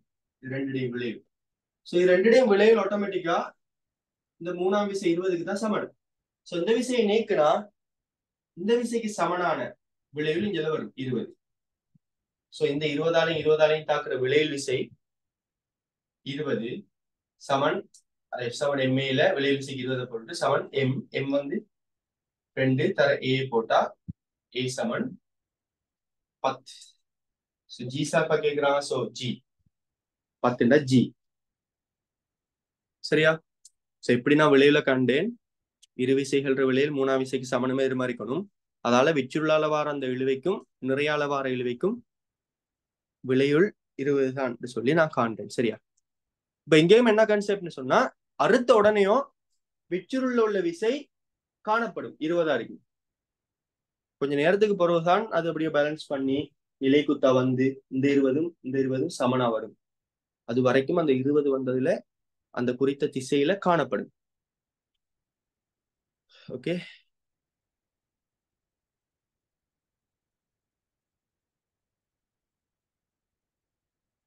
அதால விச்சுருள தராங்க. அதுல வேறொரு இழை தரப்பட்டிருந்தா ஆன்சர் அப்படி வந்திருக்காது.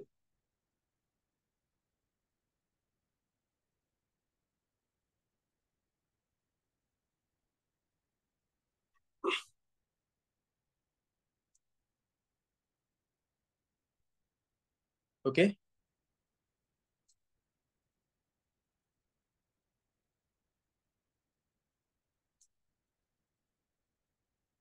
ஓகே. ஆள் கேக்குறீங்க 25 பேட்சுக்கு எப்போ பேப்பர் கிளாஸ் ஸ்டார்ட் பண்ணுவீங்கன்னு.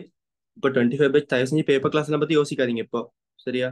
நீங்க படிக்கோல தியரி ஒழுங்கா படிச்சு எக்ஸாம் எல்லாம் ஒழுங்கா செஞ்சு பாஸ் எல்லாம் ஒழுங்கா செஞ்சா உங்களுக்கு பேப்பர் கிளாஸே தேவையில்லை. சரியா? இனி அந்த டைம்ல செய்யாத பிள்ளைகளுக்கு நாங்க செய்வோம். ஸோ 25 பேட்ச் இப்ப இருந்து ஒழுங்கா செஞ்சீங்கன்னா இப்போ மெக்கானிக்ஸ் படிக்கிறீங்க. ஸோ நீங்க உங்களுக்கு பாஸ் பேப்பர் கிளாஸுக்குரிய தேவையே வராது. இப்போ ஒழுங்கா எல்லா பேப்பரும் யூனிட் வைஸா செஞ்சு வந்தீங்கண்டா ஓகே. உங்களுக்கு ஜேகே சார் புக் இருக்கு. அந்த புக்ல உள்ள அதாவது பாஸ் பேப்பர் கம்பைலேஷன் அந்த புக்ல உள்ள கேள்விகள்லாம் செய்யுங்க. செஞ்சு அதுக்குரிய விளக்கத்தை தேடி தேடி எடுங்க. ரோஸ் சார் புக்ல பார்த்து செஞ்சா பேப்பர் கிளாஸ் தேவைப்படாது. ஓகே,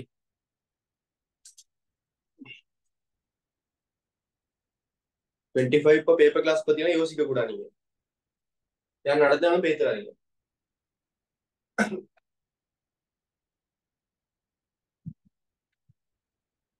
ஓகே, இப்ப நான் உங்களுக்கு அந்த விச்சுவல் கேள்வி இன்னொன்னு தாரேன், சரியா? ஏன்னா அது ஒரு கேள்வி ஃபைனலுக்கு வந்ததுதான், அதையும் நம்ம செஞ்சுடுவோமே. இப்படி ஒரு கேள்வி.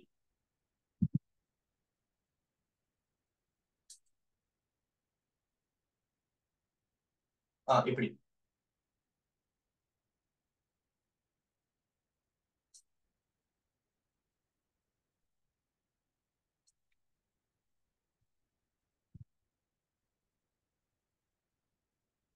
இப்ப இது அறுத்துவிடப்படுது.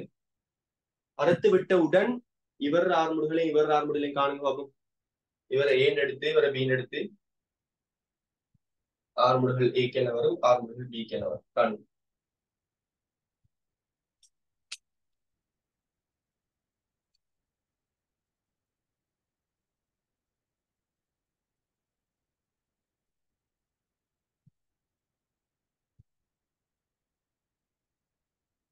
கண்டு சட்டில் போடுங்க.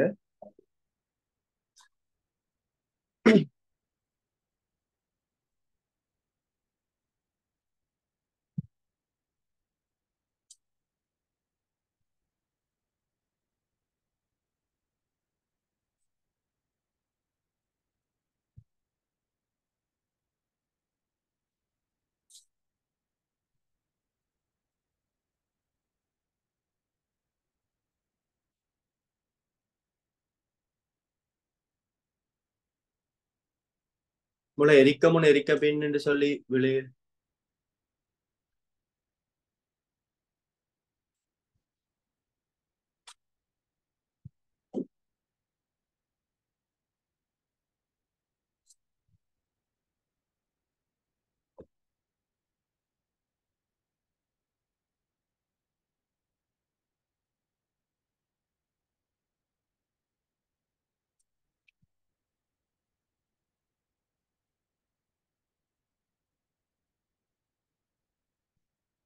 எரிக்க முன்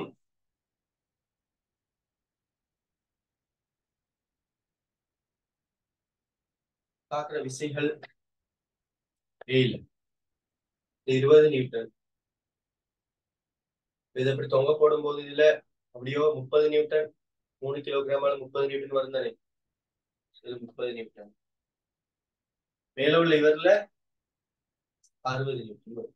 சாரி 50. ரெண்டையும் கொடுத்தது 50.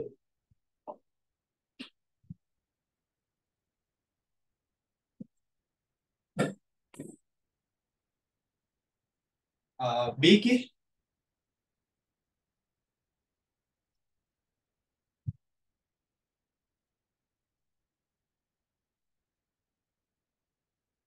30 நியூட்டன். மேல இழுவை 30 வரும். இந்த விச்சுள்ள இழுவை 30. விச்சுள் பாரமற்றது, அதனால இந்த அடியில இருந்து அந்த நுனி வரைக்கும் 30 தான் காணப்படுது. பின் பாப்போமோட ஆன்சர்ஸ்.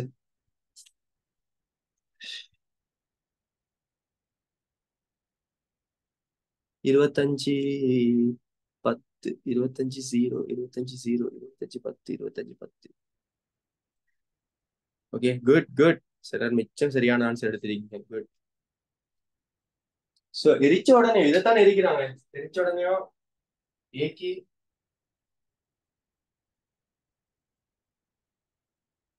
ஏக்கி தாக்குறது 20 நியூட்டன். கீழே விச்சுள்ள உள்ள இழுவை உங்களுக்கு தெரியும், எடுத்தோடனே இல்லாம போகாது. அந்த 30 வரும், 30 வரும்.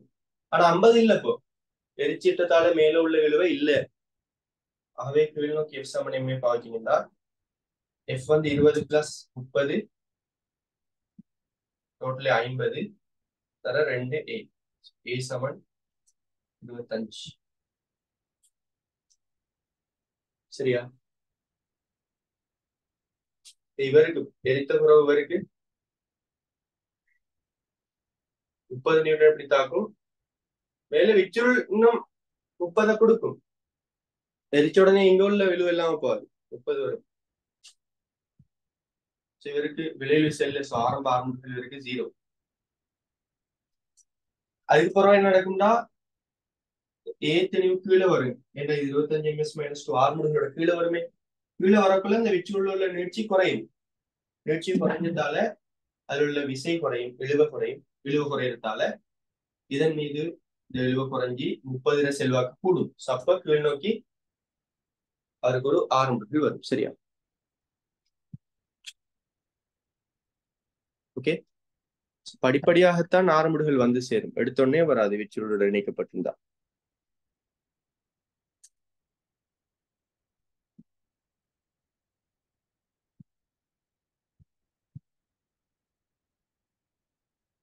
யாருக்குமே எதுவும் டவுட் இருக்கா அப்ப இதுல?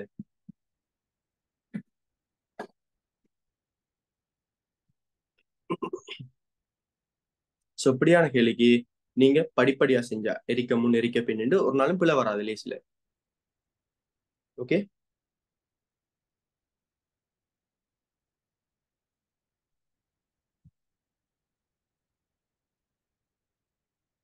இருபத்தஞ்சு கேள்வியா இருக்கு.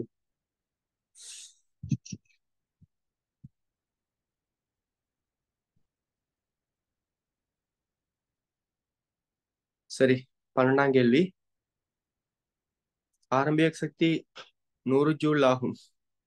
குற்றியொன்று ஒப்பமான சாய்தளத்தில் உச்சி ஏயிலிருந்து சீரான ஆரம்புகளுடன் கீழ் நோக்கி இயங்குகின்றது. இக்குற்றி பியில் உள்ள போது இயக்கப்பாட்டு சக்தி 150. குற்றி சியை அடையும் போது அதன் இயக்கப்பாட்டு சக்தி யாது? தரவு தராங்க பிசி சமன் 2 AB. அது தரவுலையும் அங்க மேல படத்துல x2x சொல்லி குறிச்சிருக்கு. ஏன்னா இது சிம்பிள் கேள்வி.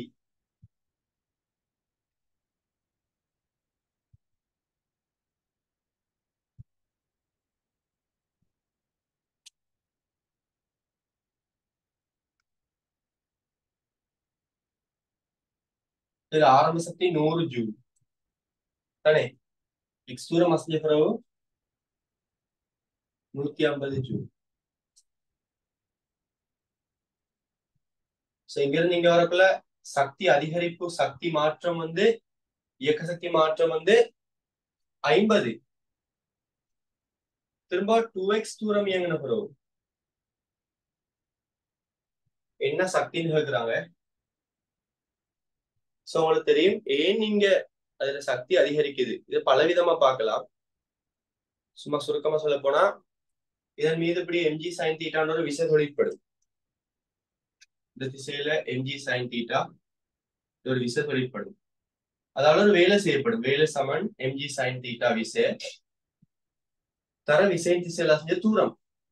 சோ அந்த விசை தொடர்ந்து மாறாம தான் இருக்க போகுது. mg sin தீட்டா மாறாது. இந்த சாய்தளத்துல சாய்வு சீரானது. சோ அது மாறாது. இது மாறாட்டி செய்யப்பட்ட வேலை அசைஞ்ச தூரத்துக்கு நேர் விகித சமன். சோ இந்த x தூரத்துல 50 அதிகரிச்சிருக்குன்னு சொன்னா 2x தூரத்துல 100 இல்லையா வரும். வேலை தூரத்துக்கு நேர் விகித சமன் தான்.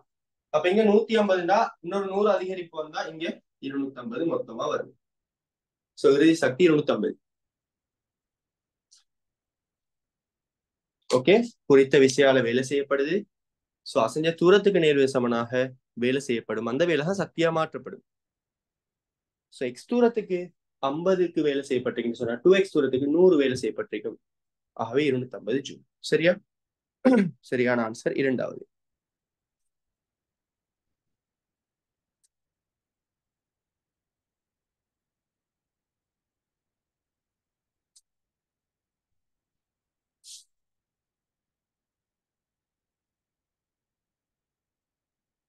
செஞ்செல்லாம் பாக்குறல இருக்கு. சரியா?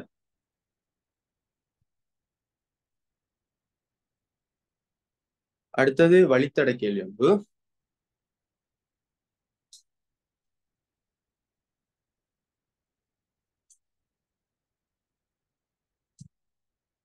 வழித்தடை உள்ள இடத்தில் மேல் நோக்கி எறியப்பட்ட துணிக்கைக்கான பின்வரும் கூற்றுக்களை கருது. நோட் பண்ணிக்கொள்ளுங்க.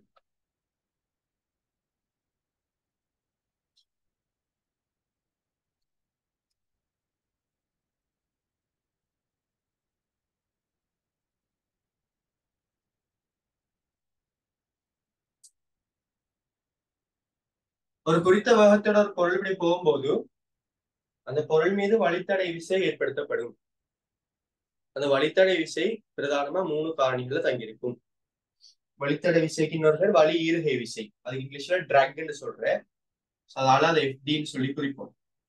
அது அந்த பொருள் சார்பாக வழியிட வேகத்திற வர்க்கத்துக்கு நேர்வு சமனாகவும், இந்த பொருள்ற வெளிக்காட்டப்பட்ட பலித பரப்புக்கு நேர்வு சமனாகவும், வழியிட அடர்த்திக்கு நேர்வு சமனாகவும் காணப்படும். இதுக்கு ஒரு மாறிலியை போட்டீங்கன்னா FD சமன் அரை சி, இது மாறிலி.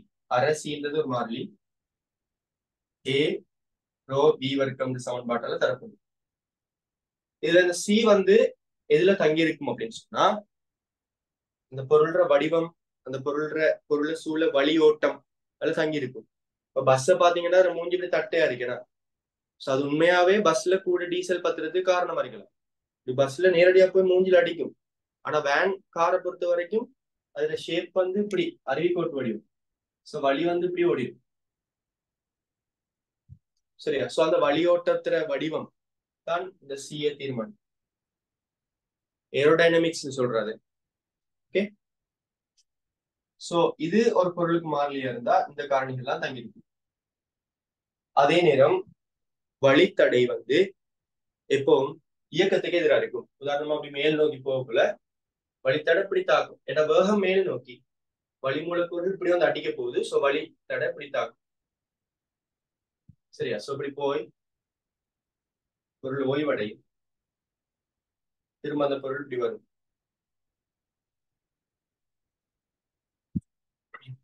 திரும்பி வரும்போது பாருங்க, வேகம் இந்த திசையில அடிக்க போகுது. சோ வழித்தடப்போ இந்த திசையில வரும். வேகம் கீழ் நோக்கி, வழித்தடப்போ மேல் நோக்கி வரும். சரியா? சோ இதான் இந்த வழித்தட சாதாரணமான ஒரு அறிமுகம் விளக்கம். சோ இப்ப நாங்க ஒரு கூற்றுக்களா பார்ப்போம். முதலாவது, துணிக்கை கையை விட்டு மேல் நோக்கி செல்லும் போது உள்ள கதியிலும் பார்க்க கையை திரும்பி அடையும் போது உள்ள கதி சிறியதாகும். மேல போயிட்டு வருது, போயிட்டு வரும்போது ஒரே கிடைமட்டத்துக்கு தான் வருது.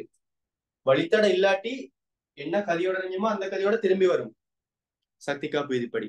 ஆனா வழித்தடை இருந்தா மேல அது முழு பயணத்தின் போதும், அந்த முழு பயணத்தின் போதும் வழித்தடைக்கு எதிராக ஒரு வேலை செஞ்சிருக்கும். அந்த வேலை ஆரம்ப சக்தியில உள்ள ஒரு பகுதியை தின்று, சரியா, அது எடுத்த இறுதி சக்தி கைக்கு வரும்போது உள்ள இயக்க சக்தி ஆரம்ப சக்தியை விட சிறியதா தான் இருக்கு. சோ வேகம் சிறியதா இருக்கு, கதி சிறியதா இருக்கு. ஓகே, சோ இந்த கூற்று சரி. கையை விட்டு மேல் நோக்கி செல்லும் போதுள்ள கதியிலும் பார்க்க திரும்பி அடையும் போதுள்ள கதி சிறியதாகும். சரி, காரணம் இயக்க சக்தி இழப்பு வரும். இயக்க சக்தி இழப்பு வரும். வழித்தடைக்கு எதிராக செய்யப்பட்ட வேலையால் சக்தி இழப்பு வரும். சிம்பிளான ஒரு ஆர்கியூமெண்ட். ஓகே, நோட் பண்ணிக்கொள்ளுங்க. வழித்தடைக்கு எதிராக செய்யப்பட்ட வேலையின் காரணமாக இயக்க சக்தி இழப்பு ஏற்படுகிறது. ஓகே, அடுத்தது, துணிக்கை மேல் நோக்கி செல்ல எடுத்த நேரம் துணிக்கை திரும்பி கையை அடைவதற்கு எடுத்த நேரத்திலும் சிறியதாகும்.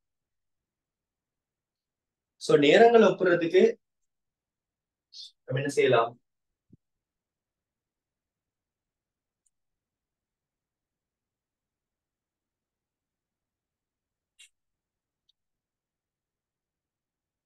பாருங்க, இப்படி மேல போகும்போது அது கடக்கிற தூரமும் திரும்ப கீழே வரும்போது அது கடக்கிற தூரமும் சமன். தூரங்கள் சமன். ரெண்டு சந்தர்ப்பத்திலே இயக்கத்துக்கான தூரங்கள் சமன். மேல போகும்போது அதோட வேக மாற்றத்தை பாத்தீங்கன்னா ஒரு குறித்த ஆரம்ப வேகத்துல இருந்து 0க்கு போயிருக்கு. மேல இருந்து கீழே வரும்போது அது 0ல இருந்து இங்க இருந்து இங்க 0ல இருந்து கடைசி ஒரு வேகத்துக்கு வந்திருக்கும். அது V' எடுப்போம். இப்பதான் சொன்னீங்க மேல எறியும் போது வார வேகத்தோட கீழே வரும்போது வார வேகம், அதான் V' எடுத்திருக்கேன். அது சிறியதுன்னு சொல்லி. இங்க ஆரம்பிக்கிற வேகம் முடிகிற வேகமும் Vயும் 0. இங்க ஆரம்பிக்கிற வேகம் 0, இங்க முடிகிற வேகம் V'. சோ இந்த தூரத்தின் போதான சராசரி வேகம் V average 1 என்று வைப்போம். இந்த இயக்கத்தின் போதான சராசரி வேகம் V average 2 என்று வைப்போம். எது பெருசி? எந்த சராசரி வேகம் பெருசி? 1. குட். இந்த சராசரி வேகம் பெருசி.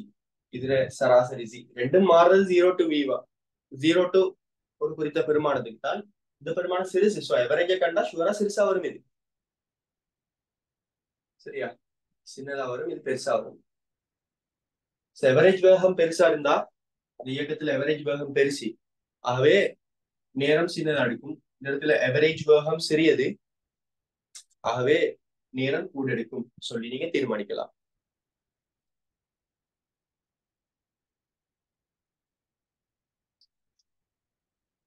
இது ஒரு மெத்தட்.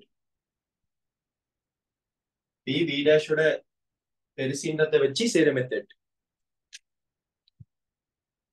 இன்னொரு மெத்தடும் இருக்கு. சரியா?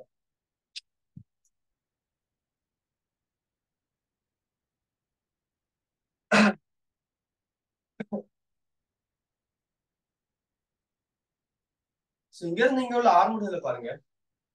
மேல் நோக்கி போகும்போது கீழ் நோக்கி எஃப்டி தாக்கும், கீழ் நோக்கி தான் எம்ஜியும் தாக்கும். சோ இதுல கீழ் நோக்கிய ஆர்முடுகள், அதாவது மேல் நோக்கி இயக்கிறதுக்கு அது அமர்முடுகளா இருக்கும். எஃப் சமன் எம்ஐ கீழ் நோக்கி பாவிச்சா இந்த எஃப்டியும் எம்ஜியும் கூட்டுப்பட போகுது. சமன் எம்ஏ ஏ கண்டிங்கன்னா இதுல வந்து பிரிக்கக்குள்ள எம் வெட்டுப்பட, இதுல வந்து பிரிக்கக்குள்ள இப்படி வரும். எஃப்டி பிளஸ் எம்ஜி கீழ் எம் வரும். தனித்தனியா எம்மால பிரிச்சீங்கன்னா ஏ சமன் எஃப்டி கீழ் எம் பிளஸ் ஜின்னு வரும். சாதாரண புயிர் பார்முடுகளை விட இது கூட எஃப்டிஓ எம்ன்ற அந்த பகுதி இதுல கூட்டப்படுது. அதை விளங்கும் நீங்க. ஓகே,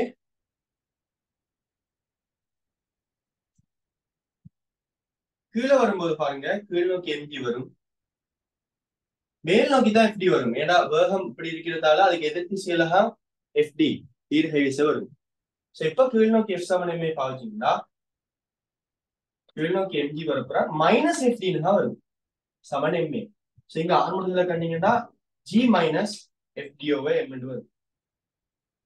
சோ இங்க எழுமாறான ஒரு சந்தர்ப்பத்துல ஆர்முடுகளை பார்த்தா ஆர்முடுகள் வந்து ஜியை விட சிறியா பெருசா சிறியது கழிப்படுது, ஆகவே சிறியது கூட. சோ இந்த தூரத்தை, ஒரே தூரத்தை ரெண்டு பேரும் கடக்குறாங்க, ஆனா இங்க அந்த அமர்முடுகள் பெருசு, ஆகவே குயிக்கா அந்த தூரத்தை கடந்து ஜீரோக்கு வந்துடும். ஆனா இங்க அதே தூரத்தை கடக்குது, ஆனா ஆர்முடுகள் சிறியதா இருக்கு. சோ கொஞ்சம் கூட டைம் எடுக்கும். அப்படியும் யோசிக்கலாம். ஆரம்ப அமர்முடுகள் இறுதி இயக்கத்துல வர ஆர்முடுகளை விட பெரியது, ஆகவே ஆரம்ப மேல் நோக்கி இயக்கத்துக்கு கூட குறைய நேரம் எடுக்கும், குயிக்கா போயிடும். கீழே வாரது கூட நேரம் எடுக்கும் என்ற ஆர்முடுகள் சிறியது.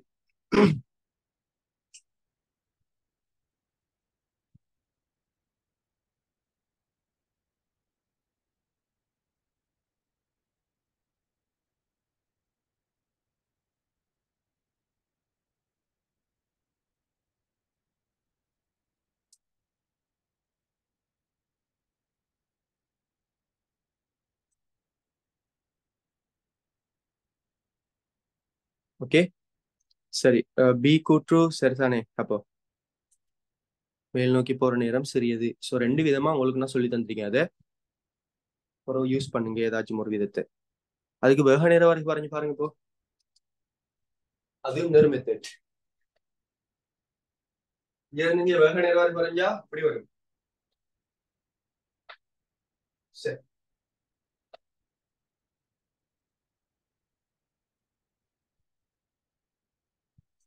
இதுல தேயும் ஆர்முடுகள் வந்து இங்க போக வேகம் கூட தானே, வேகம் கூட கூட எஃப்டி கூட கூட ஆர்முடுகள் குறையும். சோ திரும்ப இங்க தேயும் ஆர்முடு, இங்க தேயும் அமர்முடுகள், இங்க தேயும் ஆர்முடு. ஏன்னா இங்க மேல போக வேகம் குறையும், எஃப்டி குறையும். எஃப்டி குறையறதால இந்த ஆர்முடுகள் பெருமானம் குறையும். ஆனா இங்க எஃப்டி கூடும், ஏன்னா வேகம் கீழே வர வர கூடும். ஆர்முடுகள் பெருமானம் இது கழிவறதால குறையும். சோ இது தேயும் அமர்முடுகள், இது தேயும் ஆர்முடுகள். இப்படித்தான் வரைக்கும் வரும். இதை வச்சு எப்படி செய்யறேன்டா, இந்த வரைபட பரப்பும் இந்த வரைபட பரப்பு சமன். ஏன்னா போக்குல போன தூரமும் வரக்குள்ள வந்த தூரமும் சமன். ஓகே ஓகே, பரப்பு சமன் எழுதி, பரப்பு சமன், பரப்பு சமன். ஆனா இந்த ஆரம்ப வேகத்தோட இந்த இறுதி வேகம் சிறியதானே. வியை விட வி டேஷ் சிறியது. இப்போ பரப்பு சமன் சொல்லிட்டோம், வியை விட வி டேஷ் சிறியதுன்னு சொல்லிட்டோம். இப்போ இது ஒரு அன்னளவான முக்கோணியா நீங்க யோசிக்கலாம். இதே ஒரு அன்னளவான முக்கோணியா யோசிக்கலாம். சோ ஒரு முக்கோணிக்கு பரப்பு ரெண்டுக்கு சமனா வருது. செங்குத்துயரம் இவருக்கு பெருசி, இவருக்கு செங்குத்துயரம் சின்னது. பரப்பு சமனா வரணும்டா இவரை விட இவருக்கு அடி பெருசா வரத்தானே வேணும். இந்த பரப்பு வந்து அரசர அடிகர செங்குத்துயரம். செங்குத்துயரம் ஒரு ஆளுக்கு பெருசா இருந்தா அவருக்கு அடி சின்னதா வரும். இவருக்கு அடி சிறியதுன்னா நேரம் சிறியது. இவருக்கு செங்குத்துயரம் சிறியது, அடி பெருசு, நேரம் கூட, அப்படியும் எடுக்கலாம். அது அன்னளவான முக்கோணிகளா கருதி செய்யற. ஓகே, உங்களுக்கு ஏகபரிமாண இயக்கம் படிப்பிக்கக்குள்ள இப்படி படிப்பிச்சிருக்க மாட்டாங்க. பிகாஸ் அப்ப நீங்க சின்ன பிள்ளைகள் தானே, இதெல்லாம் தெரியாது. ஓ, நியூட்டன் இயக்க விதி படிச்சதுக்கு பிறகு இப்படி எல்லாம் உங்களுக்கு தெரிஞ்சிருக்கணும். சரியா?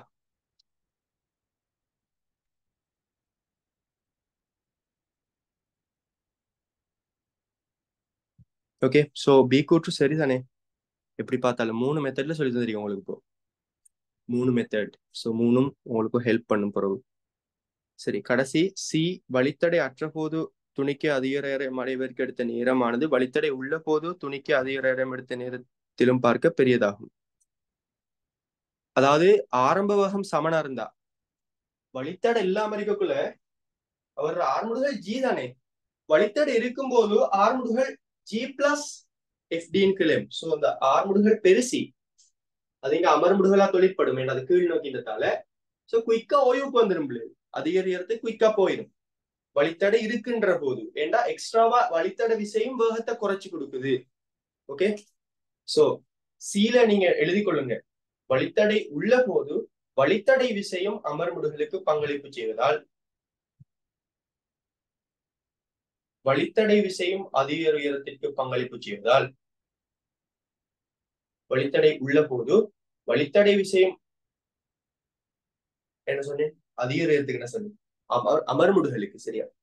வழித்தடை விசையும் அமர்முடுகளுக்கு பங்களிப்பு செய்வதால் வழித்தடை விசையும் அமர்முடுகளுக்கு பங்களிப்பு செய்வதால் விரைவில் ஓய்வுக்கு வரும். அதாவது அதிக உயரத்தை விரைவில் அடையும். அந்த கூற்றும் சரி. வழித்தடை இல்லாத போது கொஞ்சம் கூட நேரம் எடுக்கும். வழித்தடை உள்ள போது அமர்முடுகள் பெருசி, என்றா வழித்தடையும் பங்களிப்பு செய்யும். அதால குறைஞ்ச நேரம் எடுக்கும். சரியா? குறைஞ்ச நேரம் எடுக்கும். எழுதி கொள்ளுங்க. யாருக்குமே டவுட் இருக்கா? அப்போ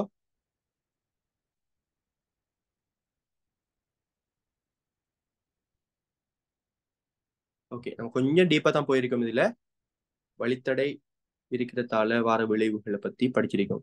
இப்ப சொல்லுங்க, ஆரம்பத்துல இருந்து எரியக்குள்ள வழித்தடை உள்ள போது கூட உயரம் போகுமா, வழித்தடை இல்லாத போது கூட உயரம் போகுமா? உயரம்.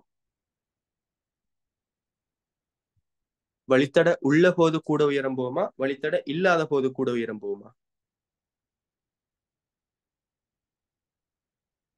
வழித்தடை இல்லாத போது. வெரி குட், இல்லாத போது. ஏன்னா வழித்தடையாளர் வேலை செய்யப்படுறதால இறுதி அழுத்த சக்தி குறை வரும். அழுத்த சக்தி கூட கூட நல்ல உயரம் போகலாம். வழித்தடை இல்லாத போதுதான் கூட உயரம் போகும்.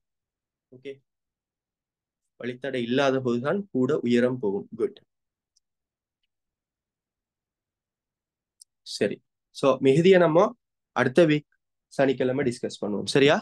ஓகே, அது வரைக்கும் கொஞ்சம் அடுத்த சனிக்கிழமை வரக்குள்ள கொஞ்சம் கேள்வியை திரும்ப பார்த்துட்டு வரணும். சரியா? சர்ச் இல்லாம வரக்கூடாது, கொஞ்சம் பார்த்துட்டு வாங்க கேள்விகளை. ஓகே, நானும் வேலை ஒன்று இருக்குது. Okay, thank you. Thank you sir. ஜஸாக்